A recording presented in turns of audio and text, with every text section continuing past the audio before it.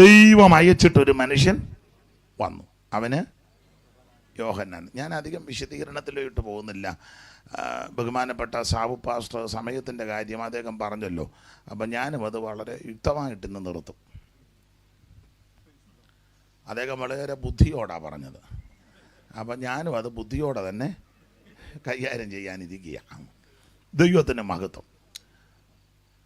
അപ്പം യോഹന്നാൻ സ്നാപകൻ വലിയവനാകാൻ ശ്രദ്ധിച്ചു, നോട്ട് ചെയ്തു. ഒന്ന്, ഇതെല്ലാം നിങ്ങൾക്ക് അറിവുള്ള വാക്യം, എല്ലാം മണ്ണാറത്തറക്കാരും ഇതൊന്നും പഠിപ്പിക്കേണ്ട, എല്ലാം പഠിച്ചു വെച്ചിരിക്കുക. ഇപ്പം ഇരിക്കുന്നതെന്ന് വെച്ചാൽ ഞാൻ പറയുന്നത് ഒക്കുന്നുണ്ടോ നോക്കിയിരിക്കുക. പുള്ളി പറയുന്നത് ഒക്കുന്നുണ്ടോ തെറ്റുന്നുണ്ടോ, പിന്നെ അമ്മാമ്മ ഒന്ന് കണ്ടില്ലല്ലോ എന്ന് ഓർത്ത് വന്നവരും ഉണ്ട്. അല്ലാതെ വചനം അറിയാൻ മേലാതെ ഒന്നും വന്നതല്ല. എനിക്ക് ഒരു വചനം അറിയാൻ മേല, എന്നാൽ ഒന്ന് കേൾക്കാം.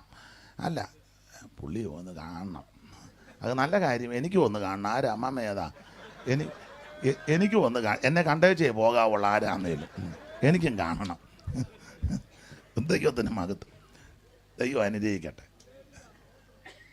അപ്പം ഈ മണ്ണാറത്തറ വലിയകാവ് റാന്നിക്കാരും ഒന്നും വചനം പഠിപ്പിക്കേണ്ട, എല്ലാം പഠിച്ചു വെച്ചിരിക്കുക. അപ്പം അതുകൊണ്ട് നിങ്ങൾക്ക് അറിവുള്ള കാര്യം ഒന്നുകൂടെ ഒന്ന് ഓർപ്പിക്കുക. യോഹന്നാൻ സ്നാപകൻ വലിയവനാകാൻ കാരണം ദൈവം അയച്ചു. എൻ്റെ പ്രിയരെ, ദൈവം നമ്മെ അയക്കണം. ഒരു ദേശത്ത് ദൈവം നിന്നെ അയക്കണം. ഒരു നാട്ടിലോട്ട് ദൈവം അയക്കണം. ഒരു ഭവനത്തിലോട്ട് ദൈവം അയക്കണം. ഒരു നാട്ടിലോട്ട് ദൈവം അയക്കണം. ദൈവം അയച്ചാൽ ദൈവപ്രവൃത്തി വെളിപ്പെടും. ദൈവം അയക്കാതെ പോകുന്ന ധാരാളം ആൾക്കാർ ഉണ്ട്. ഇപ്പം ഞാൻ പിണങ്ങാതിരിക്കാൻ ഒരു കാര്യം പറയാം. പിണങ്ങരുത്, നമ്മൾ ഉടകൊണ്ടാക്കി പിരിയരുത്. ഇപ്പോഴത്തെ ഈ സ്ഥലം മാറ്റ സഭ, church of God, IPC, assemblies of God, Sharon, Kallumala, അങ്ങനെ ഉണ്ടല്ലോ വിവിധ TPM ഒഴിച്ചുള്ള സഭകൾ. സ്ഥലം മാറ്റത്തിൻ്റെ സമയത്ത് ഇപ്പോൾ എല്ലാം അവർ തന്നെ തീരുമാനിക്കുക. രണ്ടുപേരും ഞാൻ അങ്ങോട്ടാണ് വരുന്നത്, നീ അവർ തമ്മിൽ തീരുമാനിക്കുക എന്ന് വെച്ചാൽ കേന്ദ്രത്തിനോട് പറയും, അല്ലെ സെൻറ്ററിനോട് പറയും വരാം. പിന്നെ ചില പാസ്റ്റേഴ്സൊക്കെ നേരത്തെ പോയി ഒന്ന് അന്വേഷിക്കും, അവിടെ എത്ര വീട്ടുകാരുണ്ടോ, ഉള്ളത് ഇച്ചിരി പിടിപ്പുള്ളതാണോ, നമുക്ക് പറ്റിയത് വല്ലോ ആണോ, പരുവക്കേടുകാർ വല്ലവരും ഉണ്ടോ, അല്ലേ അവിടെ ഇരിക്കുന്ന പുള്ളിയോട് ചോദിക്കുക എങ്ങനെ ഉണ്ട്. അപ്പം പണ്ട് ഉമ്മച്ചും എൻ്റെ കാലത്ത് പറഞ്ഞതുപോലെ മേശമേലെന്ത് വരും. ഇതൊക്കെയാണ് അന്വേഷിക്കുന്നത്. അത് കുറ്റമാണെന്ന് ഞാൻ പറയുന്നില്ല, പക്ഷേ ഇപ്പോഴത്തെ രീതികളാണ് അങ്ങനെ ആയിപ്പോയി. അതിനിടയ്ക്ക് സെൻട്രൽ പാസ്റ്റർ പറയാം, ജോയിക്കുട്ടി ഇന്നോടത്ത് പറഞ്ഞു, ഞാൻ പോകത്തില്ലെന്ന് പറയും, ഞാൻ വേറെ എല്ലാം ക്രമീകരിച്ച് വരിക. അല്ല, ജോയിക്കുട്ടി പോയേക്കുള്ളൂ. പോകും, ചുണയുണ്ട് എന്നെ ഒന്ന്, അങ്ങനെയൊക്കെയാണ് ഇപ്പോൾ ചോദിക്കുന്നത്. അപ്പം ചുണക്കുറവുള്ള സെൻട്രൽ പാസ്റ്റർ ആണെങ്കിൽ അതോടെ എല്ലാവർക്കും ഇപ്പോൾ ചുണ വന്നെന്ന് വരികയല്ല. അപ്പം പ്രശ്നമാണ്. ഇങ്ങനെയൊക്കെയാണ് ഇപ്പം മാറ്റം നടക്കുന്നത് മിക്കയിടത്തും. നടത്തിപ്പുകാർ പറയുന്നതനുസരിച്ച് എല്ലാവരും ഒന്നും പോകാറില്ല ഇങ്ങനെ. എന്നിട്ട് ഇവർ ചെന്നേച്ച് പറയും, ദൈവം എന്നെ ഇങ്ങോട്ട്, ദൈവം ഈ കേസ് അറിഞ്ഞത് പോലും അല്ല. ഇതൊന്നും ദൈവം അറിഞ്ഞ കേസേ. അതിനൊരു തെളിവ് വചനത്തിൽ നിന്ന് തരാം. വചനമാകുമ്പോൾ പിന്നെ ഉടക്കില്ലല്ലോ. ദാവീദിനെ സ്ഥാനഭ്രഷ്ടനാക്കിയിട്ട് അബ്ശാലോമിനെ രാജാവാക്കി അഭിഷേകം ചെയ്തു. എന്നിട്ട് ഇവർ പറഞ്ഞു, നമ്മുടെ രാജാവ് തണ്ടെന്ന് പറഞ്ഞു, നമ്മുടെ അബ്ശാലോം കുമാര ജയ ജയ ജയ. ഉടനെ സ്ഥാനാരോഹണം, അതിന് പ്രത്യേക കസേര, സിംഹാസനം, ആൾക്കാരെ എല്ലാം വിളിച്ചു വാട്സപ്പിനകത്ത്. അങ്ങനെയാണെന്നില്ല ഇപ്പോഴത്തെ സ്ഥാനാരോഹണം. ഉടനെ വന്നവരിലെ ആശംസ, എല്ലാം നല്ല കാര്യം. കുറേ നാളൊക്കെ പുള്ളി വലിയ മുടിയൂടാമന്നനായിട്ടൊക്കെ വിലസി. ഒടുവിൽ പരുവക്കേടായി. അബ്ശാലോമിൻ്റെ മരണം എങ്ങനെയാണെന്നറിയാം. നല്ല മുടി, ഒത്തിരി മുടിയുള്ളയാളാണ്. അടിതൊട്ട് മുടി വരെ ഒരു ഊനമില്ലെന്നാ 14:25 വായിച്ചേ. പെട്ടെന്ന് വായിച്ചു. 14:25 രാജാക്കന്മാർ, ശമൂവേലിൻ്റെ 2-ാം പുസ്തകം 14:25. അതിൻ്റെ ഇടത്ത് വശത്തെ താഴത്തെ കണ്ണിക പഴയ ബൈബിളാ. ഇപ്പൊ പുതിയതൊക്കെ ഒത്തിരി വ്യത്യാസപ്പെടുത്തിയിട്ടുണ്ട്. എന്നാൽ എല്ലാ ഇസ്രായേലിലും വെച്ച് സൗന്ദര്യം കൊണ്ട് അബ്ശാലോമിനോളം ശ്ലാഘ്യനായ ഒരുത്തനുമില്ല സൗന്ദര്യം കൊണ്ട്. അടുത്തത് അടിതൊട്ട് മുടി വരെ അവനൊരു ഊനവുമില്ല. അവൻ തന്റെ തലമുടി ആണ്ടുതോറും കത്രിപ്പിച്ചു കളയും. പിന്നെ അത് തനിക്ക് ഭാരമായിരിക്കാൽ അത്രേ കത്രിപ്പിച്ചത്. അത് രാജതൂക്കത്തിന് അവനെ തലമുടി കത്തിരിച്ചാൽ രാജതൂക്കത്തിന് 200 ശേക്കൽ കാണും. അപ്പൊ ഇങ്ങനെ അടിതൊട്ട് മുടി വരെ ഊനമില്ലാത്ത മിടുമിടുക്കനും വളരെ ഫിഗറാ ഈ അംശാലോ. പക്ഷേ ചാത്തത് എങ്ങനെയാണെന്നറിയാം. തിങ്ങി നിൽക്കുന്ന കരിവേലകത്തിന്റെ ഇടയിൽ കൂടെ കോവർക്കെടുത്ത് തെളിച്ചിങ്ങനെ ഓടിച്ചു. മുടിയെല്ലാം ഇങ്ങനെ വലിയ അങ്ങനാന്നല്ലോ, മുടിയിലൊക്കെ വിചിത്രമൊക്കെ കാണിച്ചു. ഇപ്പം ചില ആൾക്കാർ കണ്ടില്ല എന്തെല്ലാം കാണിച്ചു വെക്കുന്നത്. പണ്ടൊക്കെ ഇപ്പം പെണ്ണുങ്ങളായിരുന്നു. ഇപ്പം ആൺപിള്ളേർ മുടിക്കകത്ത് ഇച്ചിരി വാലിടുന്നു, ഇച്ചിരി അങ്ങോട്ടിടുന്നു, ഇടയ്ക്ക് പാട്ട് പാടുമ്പോഴൊക്കെ ഒരു തട്ട് വെക്കുക. എല്ലാവരുടെയും കാര്യമല്ല ഇപ്പം അങ്ങനെയൊക്കെ. ഇതൊന്നും പാസ്റ്റർമാർക്കോ വിളിക്കുന്നവർക്കൊന്നും പറയാനും ഒക്കെ ഇതിലിപ്പോൾ ഇപ്പം എല്ലാം സംഘടനയല്ലേ, ഉടനെ ചേർന്നാണ് യുദ്ധം ചെയ്യുന്നത്. എന്നാൽ ഇവൻ ചെയ്തത് വൃത്തികേടാണോ യോഗ്യമല്ലെന്നല്ല, ഉടനെ പറഞ്ഞ് ഞങ്ങളിൽ ഒന്നിനെ തൊട്ടെന്നാൽ അക്കളി ഈ കളി അങ്ങനെ. അതോ എല്ലാം ഗ്രൂപ്പിസാണ്. എനിക്ക് പിന്നെ ഇതൊന്നും വിഷയമല്ല, പോടാ അതിൻ്റെ പാട്ടിന് പോകാൻ പറയും, അത് വേറെ വിഷയം.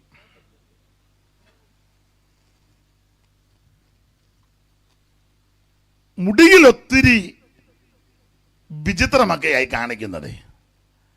ഇവൻ കണ്ടമാനം ഇതിനെ അങ്ങ് സ്നേഹിക്കുക. ഒടുവിൽ മുടിയിൽ തന്നെ ദൈവം അങ്ങ് തൂക്കി. അവിടെ വായിക്കുന്നത് തിങ്ങി നിൽക്കുന്ന കരിവേലൊക്കെ തന്നെ ഇടയിൽ കൂടെ കോവർക്കെടുതെ തെളിച്ചിങ്ങനെ ഓടിച്ചു. ഓടി അങ്ങോട്ട് പോയപ്പോൾ അവൻ്റെ മുടി കരിവേലകത്തിൽ അങ്ങ് കുരുങ്ങി കീഴെയുള്ള കോവർക്കെടുത ഓടിപ്പോയി. ഇവ ഇങ്ങനെ തൂങ്ങി കിടക്കുക. കഴുത അങ്ങ് പോയി. കഴുത പറഞ്ഞ് അവിടെ കിടന്ന് ആടറാന്ന് പറഞ്ഞേച്ച് കഴുതയാന്നില്ല അതിന് ബോധമുണ്ടെന്നുള്ളതാ. വേറെ നമ്മൾ വല്ല എന്നൊക്കെയോ എൻ്റെ അച്ചായൻ തൂങ്ങി ഞാനും വന്നാൽ കഴുതയ്ക്ക് മനസ്സിലായി ദൈവം തൂക്കിയതായി. ഇവൻ കാലമെല്ലാം എൻ്റെ മണ്ടേ കയറിയിരുന്ന ഈ നാശക്കൊള്ളി ഒപ്പിച്ച ഇവനെ ദൈവം തൂക്കിയല്ലോ ഒന്ന്. അവനവിടെ കിടന്ന് തൂങ്ങി, അവൻ കിടന്നിങ്ങനെ മുടി തൂങ്ങി കിടന്ന് ആടുക. എന്നാൽ നമ്മൾ പറയും പ്രൈസ് ആൻഡ് വർഷിപ്പാന്ന്. നമ്മളെ പുതിയ വർഷിപ്പിൻ്റെ മെത്തേഡാന്ന് പറഞ്ഞു. ഞാൻ കിടന്ന് ആടി. അങ്ങനെ ജനം ഓടി വന്ന് യോവാബിനോട് പറഞ്ഞു, അബ്ശാലോം മുടി കുരുങ്ങി കിടന്ന് ആടുക എന്ന് പറഞ്ഞു. അപ്പം അബ്ശാലോം യോവാബ് പറഞ്ഞ അടിച്ചവനെ തകർക്കാൻ മേല. എൻ്റെ അച്ഛാ അവനെ തീർക്കാൻ അറിയാൻ മേലഞ്ഞിട്ടല്ല. നമ്മൾ ഇറങ്ങിയപ്പോഴേ അവൻ്റെ അപ്പൻ ദാവീദ് നമ്മളോട് പറഞ്ഞത് എന്നെ ഓർത്ത് അബ്ശാലോം കുമാരനോട് കനിവ് തോന്നണമെന്ന്. അതാ പറഞ്ഞ് എന്നെ ഓർത്ത് അപ്പനെ കൊല്ലാൻ ഇറങ്ങിയവനാ. എന്നിട്ടും അപ്പൻ്റെ ഹൃദയം കണ്ടോ. ഇങ്ങനെ ഒരു അപ്പനാ നമുക്ക് സ്വർഗത്തിലുള്ളത്. അതുകൊണ്ടാണ് ഇന്ന് രാത്രി ആയുസോടിരിക്കുന്നത്. എന്നെ ഓർത്ത് അവനോട് കനിവ് തോന്നണം. സ്തോത്രം. ദൈവത്തിന് നമ്മളോട് കനിവുള്ളത് കൊണ്ടാണ് ഇന്ന് രാത്രി ഇരിക്കുന്നത്. നമുക്ക് ആയുസ് ലഭിച്ചത്, ആരോഗ്യം ലഭിച്ചത്. അതുകൊണ്ട് ജനം പറഞ്ഞു, ദാവീദ് ഇറങ്ങിയപ്പോഴേ പറഞ്ഞത് കനിവ് തോന്നണം, അതുകൊണ്ടാണ് ഒന്നും ചെയ്യാത്ത. അപ്പം യോബാബ് പറഞ്ഞു എനിക്കിപ്പോൾ അങ്ങനെ വലിയ കനിവൊന്നുമില്ലെന്ന് പറഞ്ഞു. യോബാബ് 10 പേരുമായിട്ട് കുന്തമൊക്കെ എടുത്ത് അവിടെ ചെന്ന് കരിവേലകത്തിൽ മുടി ഇങ്ങനെ തൂങ്ങിക്കിടന്ന് ആടുന്ന അബ്ശാലോമിൻ്റെ പള്ളയ്ക്ക് 3 കുന്തം കുത്തിക്കിടത്തി 10 പേര് വട്ടം കൂടി പട്ടിയെ തല്ലും പോലെ ഇവനെ തല്ലിക്കൊന്ന് എബ്രീമിനത്തിലെ ഒരു കുഴിക്കകത്തവനെ തട്ടി. തീർന്നു. അപ്പം ഞാൻ പറഞ്ഞു വന്നത് അബ്ശാലോം എന്നാ മോനെ ഇത് പൊടുപൊടുവാന്ന് പൊട്ടുന്നല്ലോ. ഒന്ന് മഴയുടെ ആണോ അവിടെ വല്ലതും എന്തായാലും.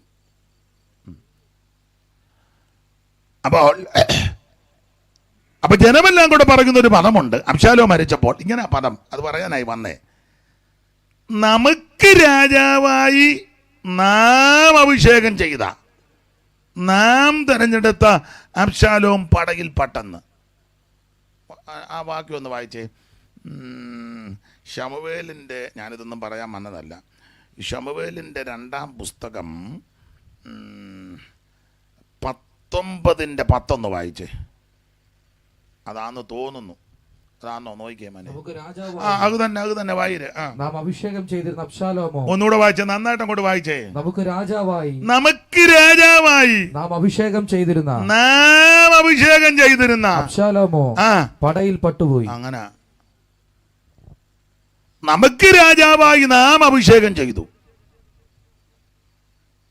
അതുകൊണ്ടാണ് ഇങ്ങനെ പറ്റിപ്പോയത്. ദൈവം അഭിഷേകം ചെയ്യണം. ദൈവം അഭിഷേകം ചെയ്തവനാ ദാവീദ്. ഇശായിയോട് പറഞ്ഞ് തൈലക്കൊമ്പി തൈലം നിറച്ച് ശൗമേലിനോട് പറഞ്ഞ് തൈലക്കൊമ്പി തൈലം നിറച്ച് ഇശായിയുടെ വീട്ടിൽ ബേത്ലഹേമിലോട്ട് ചെല്ല്, അവന്റെ പിള്ളേരിലോട്ട് തന്നെ ഞാൻ കണ്ടിട്ടുണ്ടെന്ന് പറഞ്ഞു. വണ്ണവും പൊക്കവും ഉയരവും ഒന്നും നോക്കരുത്, ഒരുത്തനെ ഞാൻ കണ്ടിട്ടുണ്ട്. 6-7 നല്ല കലാവിലി പോലെ ലെഫ്റ്റ് റൈറ്റ് വെച്ച് എല്ലാം മിലിറ്ററി എക്സ്റേ എല്ലാം വന്നിട്ട് കർത്താവ് പറഞ്ഞു, ഇതൊക്കെ ഈ ടൈയും കോട്ടിൻ്റെ പച്ചയേ ഉള്ളു, ചൂടുമൊക്കെ ഉള്ളു, നെഞ്ചുപിരിവൊക്കെ ഉണ്ട്, പക്ഷേ ശുശ്രൂഷയ്ക്ക് ഒന്നും ഇതിനെ ഫോട്ടോയ്ക്ക് പിന്നെ നോട്ടീസിലൊക്കെ ഫോട്ടോ വെക്കാൻ കൊള്ളാം, ആ ഇരിപ്പൊക്കെ നല്ല ശുശ്രൂഷയ്ക്കൊന്നും. അതുകൊണ്ടാണ് ശൗമേൽ ചെന്നിൻ്റെ പിള്ളേരെല്ലാവരും ആയോ എന്ന് ചോദിച്ചു.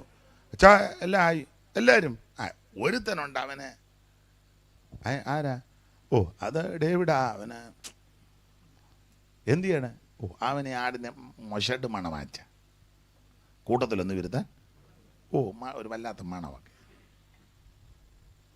അപ്പം ശൗമേൽ പറഞ്ഞു, അവൻ വന്നല്ലാതെ ഞാൻ പന്തിക്ക് ഇരിക്കുകയില്ല. നിർവാഹമില്ലാതെ വിളിച്ചു വരുത്തിയത്. ദൂരെ നിന്ന് വന്നപ്പോൾ എൻ്റെ ഭാവനയാ തൈലക്കൊമ്പും തൈലവും കൂടെ വറക്കാൻ തുടങ്ങി. ശൗമേലിനോട് പറഞ്ഞാ വരുന്നവനാന്ന് പറഞ്ഞാ അവനാ ദൈവത്തിന് മകുതം. മറ്റേതൊക്കെ പേറാ ലവലിയൊക്കെ തേച്ച് ഫേസ്ബുക്ക് പിന്നെ എന്തോ ഈ മുഖമൊക്കെ ചെയ്യുന്നതന്നെ പറയുന്നല്ലോ. എനിക്ക് ഇംഗ്ലീഷ് ഭാഷ ഇല്ല. ആയിക്കോട്ടെ, അത് ആയിക്കോട്ടെ, ചെയ്യുന്നുണ്ടല്ലോ, അതുകൊണ്ട് പിന്നെ അങ്ങനെ നിങ്ങൾക്ക് അറിഞ്ഞാൽ മതി. ഇതുമെല്ലാം ചെയ്ത് ലിപ്റ്റിക്കുമൊക്കെ ഇട്ട് വിരിയുമൊക്കെ വടിച്ച് അങ്ങനെയൊക്കെ ആണെന്നല്ലോ ഇപ്പം പലരും പാസ്റ്റർമാരും ഒക്കെ മിക്കവരും അങ്ങനെ. അതെ, സ്റ്റേജിൽ കാണുന്ന ആളല്ല വീട്ടിൽ ചെന്ന് കാണുമ്പോൾ. അല്ല വല്ല പ്രത്യേക അന്തരീക്ഷത്തിലൊക്കെ. അതുകൊണ്ട് ശരിക്കും ആരാധിക്കുമോ കൈയടിക്കുമോ ഒന്നും, കാരണം ഇത് വിയർത്ത് പോയാൽ ഇത് മുഴുവൻ അതുകൊണ്ടെല്ലാം കൈയടിക്കണേ. സായിബാബ ഇരിക്കുമ്പോൾ ഇങ്ങനെ ഇരിക്കത്തേ ഉള്ളൂ, ഒരെണ്ണം ദൈവത്തെ മഹത്വപ്പെടുത്തുക. ഇതിൽ ഒപ്പിച്ചിങ്ങനെ അഡ്ജസ്റ്റ് ചെയ്തിരിക്കുക. ദൈവത്തിന് മഹത്വം. ദാവീദ് ഇവിടെ നിന്ന് ഓർന്നപ്പോഴേ തൈലക്കൊമ്പും തൈലവും കയ്യും ഒക്കെ വരച്ച് ചെണ്ടാ വരുന്നവനാന്ന് പറഞ്ഞു. അവൻ്റെ വണ്ണവും പൊക്കവും ഒന്നും നോക്കണ്ട, അവൻ്റെ ശിരസിലോട്ടൊഴിക്കാൻ പറഞ്ഞു. ദൈവം തെരഞ്ഞെടുത്തു. ശൗലിനെ തെരഞ്ഞെടുത്തപ്പോഴും അങ്ങനെ ദൈവം പറഞ്ഞത്, യഹോവ തെരഞ്ഞെടുത്ത ഇവനെ നോക്കാൻ പറഞ്ഞു.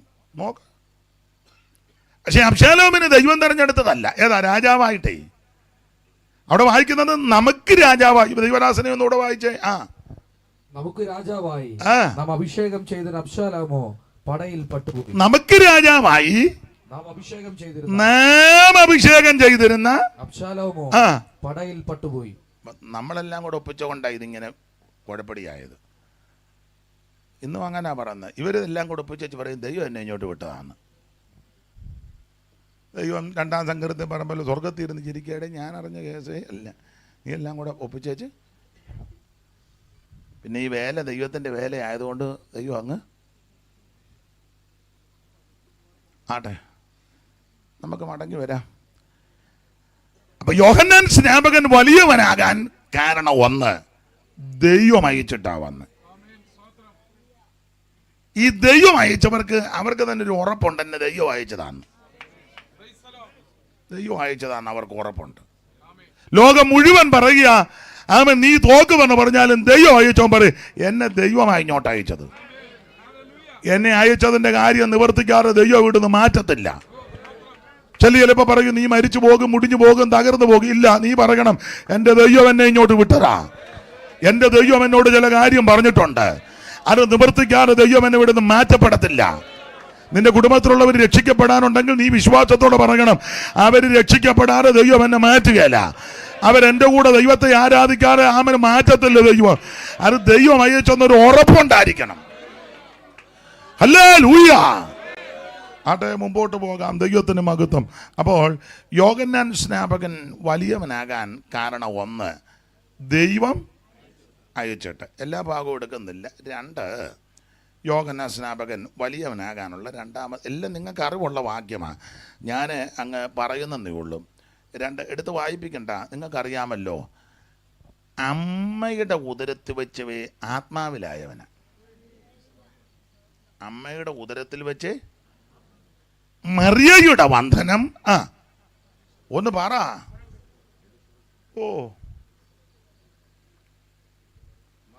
ഞാൻ ഓർത്ത് സഹോദരിമാരെങ്കിലും ആ ഭാഗം അറിഞ്ഞു പറയുവന്ന. എന്തുവാ? മറിയയുടെ വന്ദനം എലീസബത്ത് കേട്ടപ്പം അതാ നല്ല വന്ദനവും നല്ല പിള്ളി എല്ലാം നല്ലതാ. ചിലരുടെ വന്ദനം കേട്ട കൊച്ചതിനകത്ത് കിടന്ന് ചാകും, അത്ര വന്ദനവാ. ചെല്ലു വരുമ്പോൾ തന്നെയും ചിലക്ക് പേടി, അയ്യോ വയ്യാവേലി വരുന്നെൻ്റെ ദൈവമേ. കാരണം എന്തേലും ദോഷം ഒപ്പിച്ചോണ്ടാ. ഞങ്ങൾക്ക് ഒരു അമ്മയുണ്ട്, അപ്പം നാട്ടുകാർ ഇവരെ കാണും, എൻ്റെ ദൈവമേ വൈതരണി പെണ്ണമ്മ വരുന്നെന്ന്.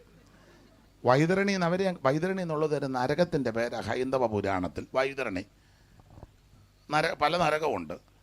താമിശ്രം, അന്തതാമിശ്രം, വൈതരണി, കുംഭീഭാഗം, ഭൂയോദകം, അസിപത്രം, ഇതെല്ലാം ഓരോ നരകങ്ങളാണ്. അതിലൊരു നരകമാണ് വൈതരണി. അപ്പം ഇവരെ ഒരു നരകമാണെന്നാ പറയുന്നത്. അതിനാ അയ്യോ വൈതരണി പെണ്ണമ്മ വരുന്നുണ്ടല്ലോ ദൈവമേ. അപ്പോഴേ ആൾക്കാർ ഒന്നും വേണ്ടരുതേ. ഞങ്ങളുടെ സഭയിൽ ഒരമ്മ വരും, അന്നാര് സഹോദരിമാൻ ഒന്നും മിണ്ടരുതേ, മിണ്ടരുത്, തല കയറി അങ്ങ് എട്ടയും. അല്ലെങ്കിൽ ഇതാരാന്നോ എന്തുവാന്നോ ഒരു വെളിവും ബോധമെന്ന് പറയുന്നത്. ഇത് കടയിൽ കിട്ടുന്നതാണെ ഞാൻ ആഴ്ച 1/2 കിലോ വെച്ച് മേടിച്ച് കൊടുത്തേന്. ഇത് കിട്ടത്തുമില്ല. പിന്നെ ഞാൻ ഇന്ന് പ്രാർത്ഥിക്കും. അവർക്ക് ആരോട് എന്നാ പറയണേ എന്തോ പറയണമെന്നൊന്നും അറിയത്തില്ല. അതുകൊണ്ട് ആൾക്കാർ മിണ്ടരുത്. ഈയിടെ 2-3 പേര് അവരുമായിട്ടൊരു സ്ഥലത്ത് പോയപ്പം വേറൊരാൾ പറഞ്ഞു ഒന്നും മിണ്ടരുതേ. അപ്പോൾ ഞാൻ ഇന്നലെ കേട്ട് അവിടെ കിടന്ന് ഡോക്ടറുമായിട്ട് ബഹളമായിരുന്നെന്ന്. എൻ്റെ ദൈവമേ, അങ്ങനത്തെ പ്രശ്നക്കാരുണ്ട്. പക്ഷെ മറിയയുടെ വന്ദനം എലീശബത്ത് കേട്ടപ്പോൾ, മോനെ എടുത്തെങ്കിൽ വായിക്കും മോനെ. മറിയയുടെ വന്ദനം എലീശബത്ത് കേട്ടപ്പോൾ പിള്ള അവളുടെ ഗർഭത്തിൽ തുള്ളി. ആത്മാവിലാന്നേ. ഞാൻ ബഹുമാന്യ സഹോദരിമാരോട് പറയാം, നിങ്ങളൊരു വീട്ടിൽ ചെല്ലുമ്പം വീടിന് വിടുതലായിരിക്കണം. നിങ്ങളൊരു വീട്ടിൽ പ്രാർത്ഥനയ്ക്ക് എന്നാൽ ആ ഭവനത്തിന്റെ വിഷയത്തിന് വിടുതലായിരിക്കണം. നിങ്ങളൊരു സഹോദരിക്ക് കൈ കൊടുക്കുമ്പോൾ തന്നെ ദൈവശക്തി വ്യാപരിക്കണം. പറയണം, അയ്യോ അമ്മാമ്മ ഈ വീട്ടിൽ വന്ന് പ്രാർത്ഥിച്ചത് വിടുതലായിരുന്നു, ആ സഹോദരി ഞങ്ങളുടെ വീട്ടിൽ വന്നത് തന്നെ അനുഗ്രഹമായിരുന്നു. അയ്യോ അവർ 10 മിനിറ്റേ ഇരുന്നുള്ളൂ, പക്ഷേ നല്ല വചനമൊക്കെ പറഞ്ഞ് നമുക്ക് നല്ല ബലമായിരുന്നു. ഞാൻ വളരെ മനപ്രയാസത്തോടായിരുന്നു, പക്ഷേ ആ ദൈവദാസി വന്നതിന് ശേഷം ആ പ്രശ്നത്തിന് അങ്ങനെ ചെല്ലേപ്പറ്റി പറഞ്ഞ് ഞാൻ കേട്ടിട്ടുണ്ട്. അല്ലെ എനിക്ക് അനുഭവമുണ്ട്. വലിയ പ്രശ്നങ്ങളുമായിട്ടാണ് ചിലരുടെ കൊണ്ട് നമ്മൾ ചെല്ലുന്നത്. അവർ നമ്മളെ കാണുമ്പോൾ ചിരിച്ച് കൈ തന്ന് സ്തോത്രം പറഞ്ഞ് നമ്മൾ വലിയ വിഷയമായിട്ട് ചെല്ലുമ്പോൾ വേറൊരു ഇതാക്കി അവർ പ്രാർത്ഥിച്ചതിനുമേ ജയം കൊടുക്കുക. അങ്ങനെ ആയിരിക്കണം കേട്ടോ. സ്തോത്രം.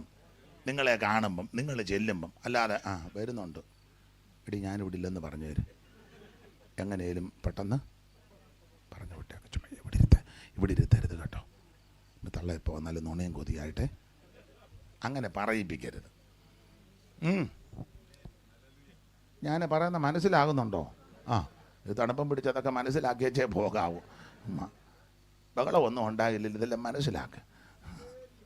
സഹോദരന്മാർ, നിങ്ങളൊരു വീട്ടിൽ ചെല്ലുമ്പോൾ വീടിൻ്റെ അനുഗ്രഹമായിരിക്കണം, ഒരു വിടുതലായിരിക്കണം. ചിലർ പ്രശ്നമായിട്ടാണ് വരുന്ന വീട്ടിലോട്ട്.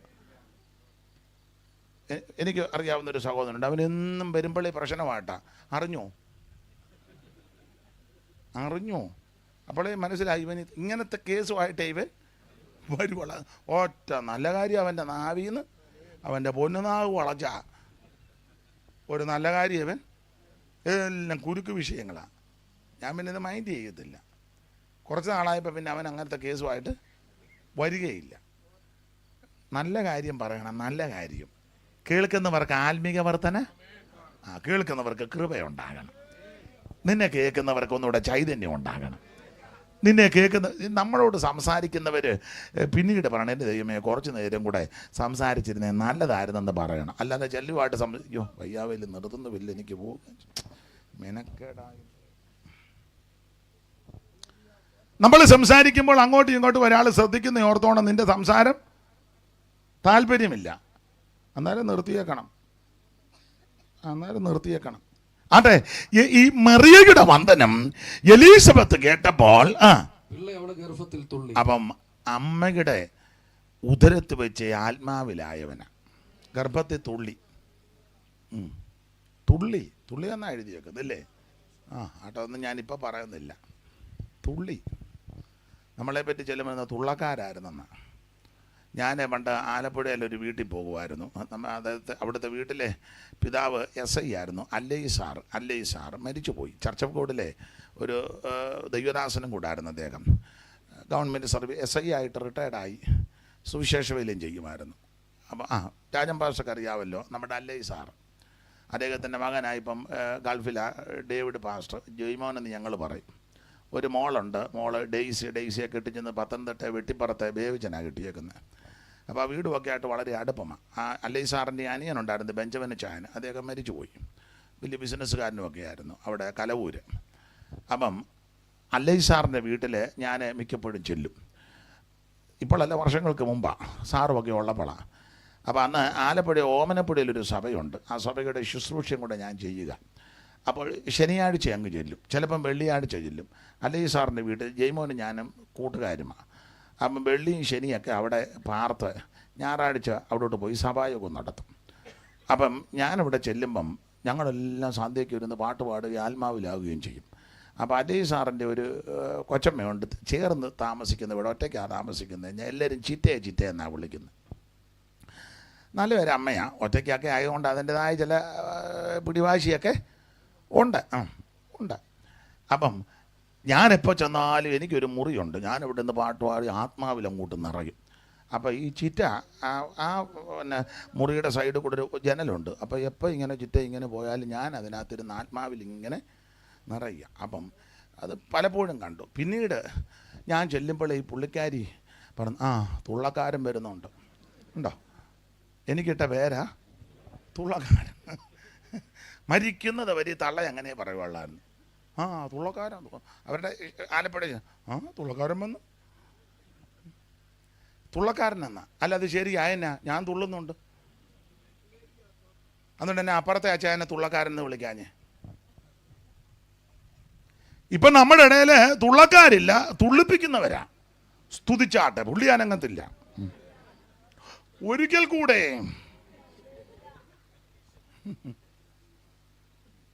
നാളെ ഒരാൾ ചോദിച്ചു, നിങ്ങൾ എന്നാ സ്തുതിക്കാത്ത? ഈ പുള്ളി ഒട്ടും തുതിക്കുന്നവനല്ല. അയാൾ വാർതാനിരിക്കും പോലെ ഇരിക്കുക. നിങ്ങളെല്ലാം ഇളയിക്കോണം, ഞാനിങ്ങനെ അങ്ങനല്ല. ദൈവത്തെ ആരാധിക്കുമ്പോൾ അയ്മേനിയെന്നോ തിരുമേനിയെന്നോ ഓവർസിയറെന്നോ സൂപ്രണ്ടെന്നോ പ്രസിഡന്റെന്നോ സെക്രട്ടറി എന്നോ ഖജാൻജി എന്നോ ഒന്നുമില്ല. നിങ്ങളെ വിലയ്ക്ക് വാങ്ങിയിരിക്കാൻ നിങ്ങൾ താന്താൾക്കുള്ളവരല്ല. ആകയാൽ നിങ്ങളുടെ ശരീരം കൊണ്ട് ദൈവത്തെ മഹത്വപ്പെടുത്തണം. നിങ്ങളുടെ അവയവങ്ങൾ അനീതിയുടെ ആയുധങ്ങളാക്കാതെ നീതിയുടെ ആയുധങ്ങളായി ദൈവത്തിന് സമർപ്പിക്കണം. എങ്ങനെ? ഈ ലോകത്തിന് അനുരൂപരാകാതെ. അപ്പോൾ യോഹന്നാൻ വലിയവനാകാൻ ഒന്ന് ദൈവം അയച്ചിട്ട് ഇങ്ങോട്ട് വന്നതാ. രണ്ട്, അമ്മയുടെ ഉദരത്ത് വെച്ച തന്നെ ആത്മാവിൽ ബലപ്പെട്ടവനാ. ഈ മറിയ എലിസബത്തും ഒക്കെ എന്തോ നല്ല സഹോദരിമാരാ. ബത്തപ്പെട്ട് എന്നാ എഴുതിയേക്കുന്നത്, അങ്ങനല്ലേ? ആ നാളുകളിൽ മറിയ, അങ്ങനല്ലേ മോനെ വായിച്ചേ? ആ നാളുകളിൽ മറിയ എഴുന്നേറ്റ് മലനാട്ടിൽ ഒരു യഹൂദിയ പട്ടണത്തിൽ ബന്ധപ്പെട്ട് ചെന്നു. ഒരു സഹോദരിയെ കാണാൻ എന്ത് ബത്തപ്പാടാ. ഇതൊക്കെ ആ കൂട്ടായ്മയുടെ ഒരു വശമാണ് കേട്ടോ. നമ്മുടെ സഭയിൽ ഒരാൾ സുഖമില്ലാതിരുന്നാൽ ബന്ധപ്പെട്ടവിടെ ചെല്ലണം.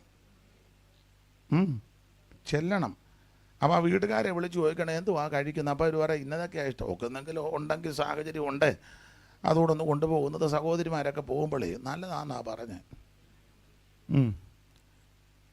അവർ സുഖമില്ലാത്തപ്പോൾ ഒന്നും ചെല്ലുകയില്ല. അത് കഴിയുമ്പോൾ മണ്ണും പഴവും തിന്നാൻ ചെല്ലും. ജീവിച്ചിരിക്കുമ്പോൾ പോകുകയില്ല. അന്നാരും അവിടെ നിന്ന് ഒരു കവറ്, ഈയിടെ ഒരു തള്ള 3 കവർ അടിച്ച് മാറ്റുന്ന കണ്ട്. എന്നാൽ അവർ ജീവിച്ചിരുന്നപ്പോൾ ഒരു കവർ അവർക്കും കൊണ്ട് കൊടുക്കുകയല്ല. അത് കഴിഞ്ഞപ്പോൾ ഞാൻ വണ്ടിയിലോട്ട് ഇങ്ങനെ നോക്കിയപ്പോൾ ചെമത്തേരിഞ്ഞോട്ട് വന്നപ്പോൾ നോക്കിയപ്പോൾ 3-4 കവർ വായു. എന്നാ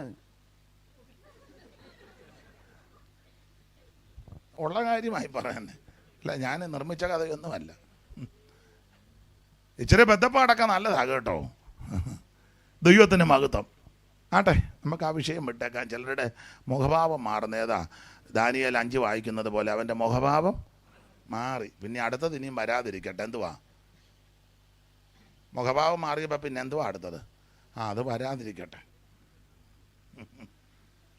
ദൈവത്തിന് മഹത്വം. അപ്പൊ യോഹന്നാൻ സ്നാപകൻ വലിയവനാകാൻ ഒന്ന് ദൈവം അയച്ചിട്ട് വന്നു. 2 അമ്മയുടെ ഉദരത്ത് വെച്ച് പോയി ആത്മാവിലായവന്. 3 നല്ല ധൈര്യമുണ്ടായിരുന്നു. ഒരു വാക്യം വായിച്ചേ, മത്തായി സുവിശേഷം 3-ാം അധ്യായത്തിന്റെ 7-ാമത്തെ വാക്യം വായിച്ചേ. തന്റെ സ്നാനത്തിനായി ആ പരീശരിലും സദൂക്യരിലും പലർ വരുന്നത് കണ്ടാറേ ആ അവൻ അവരോട് പറഞ്ഞത്, സർപ്പസന്തതികളെ. ഇത് പരീശന്മാരോടും പരീശരും സദൂക്യരും പലർ വരുന്നത് കണ്ടാറേ അവൻ അവരോട് പറഞ്ഞത്, സർപ്പസന്തതികളെ. അയ്യോ, എന്തോ ധൈര്യമാ! പരീശനും സാധൂക്യരും രണ്ടും ചില ഉപദേശ വിഷയത്തിൽ വ്യത്യസ്തരാ. ദൂതനുണ്ടെന്ന് വിശ്വസിക്കുന്നില്ലെന്ന് വിശ്വസിക്കും, പുനരുത്ഥാനം ഉണ്ടെന്ന് വിശ്വസിക്കുന്നു ഇല്ല. രണ്ടും നല്ല ചേരും പടിയാ. യോഹന്നാൻ ഇതൊന്നും വിഷയമല്ല. രണ്ടിൻ്റെ മുഖത്ത് നോക്കി പറഞ്ഞത് ഡോക്ടർ റവറൻറ്റ് സോയാൻ സോയെന്നാണോ? നമ്മളാന്നേ പറയും നിതാന്ത ദിവ്യ വന്ധ്യ. യോഹന്നാൻ പറഞ്ഞ സർപ്പസന്തതിനെ വിളിച്ച് പാമ്പും കുഞ്ഞുങ്ങളെ. ഇതിനെയൊക്കെ ആരാ ഇങ്ങനെ ഉപദേശിക്കാൻ പഠിപ്പിച്ച്? നീ ജനത്തെ തെറ്റിക്കുകയല്ലേ? ഇപ്പൊ തന്നെ വൃക്ഷത്തിന്റെ ചുവട്ടിന് കോടാലി വെച്ചിരിക്കുക. ജനത്തോട് കാര്യം തീർത്ത് പറയണ്ടേ? തീർത്ത് കാര്യം പറയണ്ടേ? യോഹന്നാൻ തന്നെ തീർത്ത് പറയാൻ കാര്യം അത് തൊടുവാക്യമല്ല, ദൈവം അയച്ചാ വന്നത്. ദൈവം അയച്ചവനിതൊന്നും വിഷയമല്ല.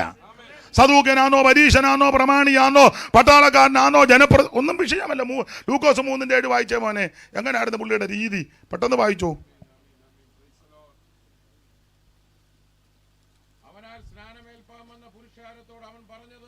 അവനാൽ സ്നാനമേൽപ്പാൻ വന്ന പുരുഷാരത്തോട് അവൻ പറഞ്ഞത്, സർപ്പസന്തതികളെ,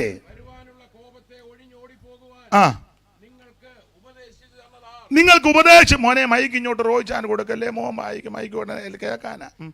വായിക്ക ലൂക്കോസ് 3:7, മത്തായി 3:7, യോഹന്നാൻ 17 വായിച്ചപ്പം ലൂക്കോസ് 3:7 വായിര്. പെട്ടെന്ന് വായിര്. ക്ഷമിക്കണേ, മൈക്ക് കൂടെ ഒന്ന് വായിപ്പിക്കുക.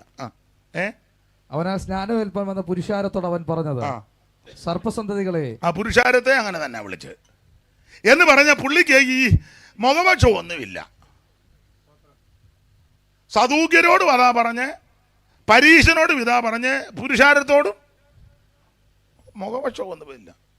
അതായി വലിയവനാകാൻ കാര്യം. സ്തോത്രം. ധൈര്യവും ഉണ്ട്, മുഖപക്ഷവും ഇല്ല. അവിടെ ഈ ചുങ്കക്കാർ വന്നെന്നുണ്ട്. ചുങ്കക്കാർ വന്നു. അവരോട് എന്നാ പറഞ്ഞേ? താഴോട്ട് വായിച്ചു വരുമ്പോൾ ചുങ്കക്കാരും ലൂക്കോസിൽ ഉണ്ടെന്ന്. ഇന്നലെയും വായിച്ചതാ ഞാൻ.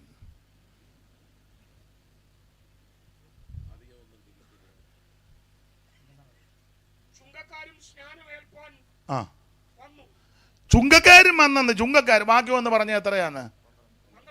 വായിര്. ചുങ്കക്കാരും സ്നാനമേൽപ്പാൻ വന്നു. മതി, വന്നെന്നാ. പട്ടാളക്കാർ വന്നു. വായിച്ചേ അടുത്തത്. പടജനവും അവനോട് അവരും വന്നു. അപ്പൊ പടജനം വന്നു, ചുങ്കക്കാർ വന്നു, പൊതുജനം എല്ലാം വന്നു, സദൂക്യരും വന്നു, പരീക്ഷ സകല എണ്ണ. മുഖം നോക്കുന്നില്ല. എന്നാ സദൂക്യർ വന്നപ്പോ അച്ചായന് ഇവിടെ ഇരുന്ന അച്ചായനെ അല്ല ഞാൻ ഉദ്ദേശിച്ച. പരീക്ഷ വന്നപ്പോ പാപ്പച്ചന്റെ കാര്യമല്ല, ഞാൻ മറ്റവനിട്ട് കൊടുത്ത കേട്ടോ. അല്ലല്ല, എല്ലാം ഊടുപാട കൊടുക്കുക. സദൂക്യരോടും പരീക്ഷന്മാരോട് പറഞ്ഞു, ആമൻ സ്വത സർപ്പസന്തതികളെ. ആരാ ഇങ്ങനെ ഉപദേശിച്ചത്?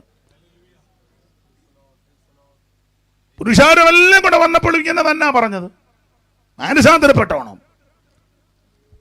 പടജനം വന്നപ്പോൾ പറഞ്ഞു, ആരെയും കയ്യേറ്റം ചെയ്യരുത് കേട്ടോ. നിനക്കൊരു തൊപ്പി കിട്ടി, ഒരു ലാത്ത് കിട്ടി, അല്ലെങ്കിൽ ഒരു അധികാരം കിട്ടി, ഇതിലൊക്കെ അധികാരമുള്ളവൻ സ്വർഗത്തിലുണ്ടെന്ന് ഓർത്തോണം. പനം പിടിച്ച കസേര കയറി ഇരുന്ന് കഴിയുമ്പം, പണ്ട് സിനിമാ പാട്ടാന്നോ ഏതോ ഒരു പാട്ട് പാടി അത് വലിയ വിവാദമായി. കനക സിംഹാസനത്തിൽ ഇരിക്കുന്നവൻ ചുംബനോ ശൂനകനോ അതൊക്കെ പാടി പിന്നെ വലിയ വിഷയം ഉണ്ടായി. പാടിയ പുള്ളിയേയും പാടിയതൊക്കെ ഒന്നും പൊതുവെ പറയാനൊക്കത്തില്ല. പഴയ ആൾക്കാർക്കറിയാം. ദൈവത്തിന് മഹത്വം.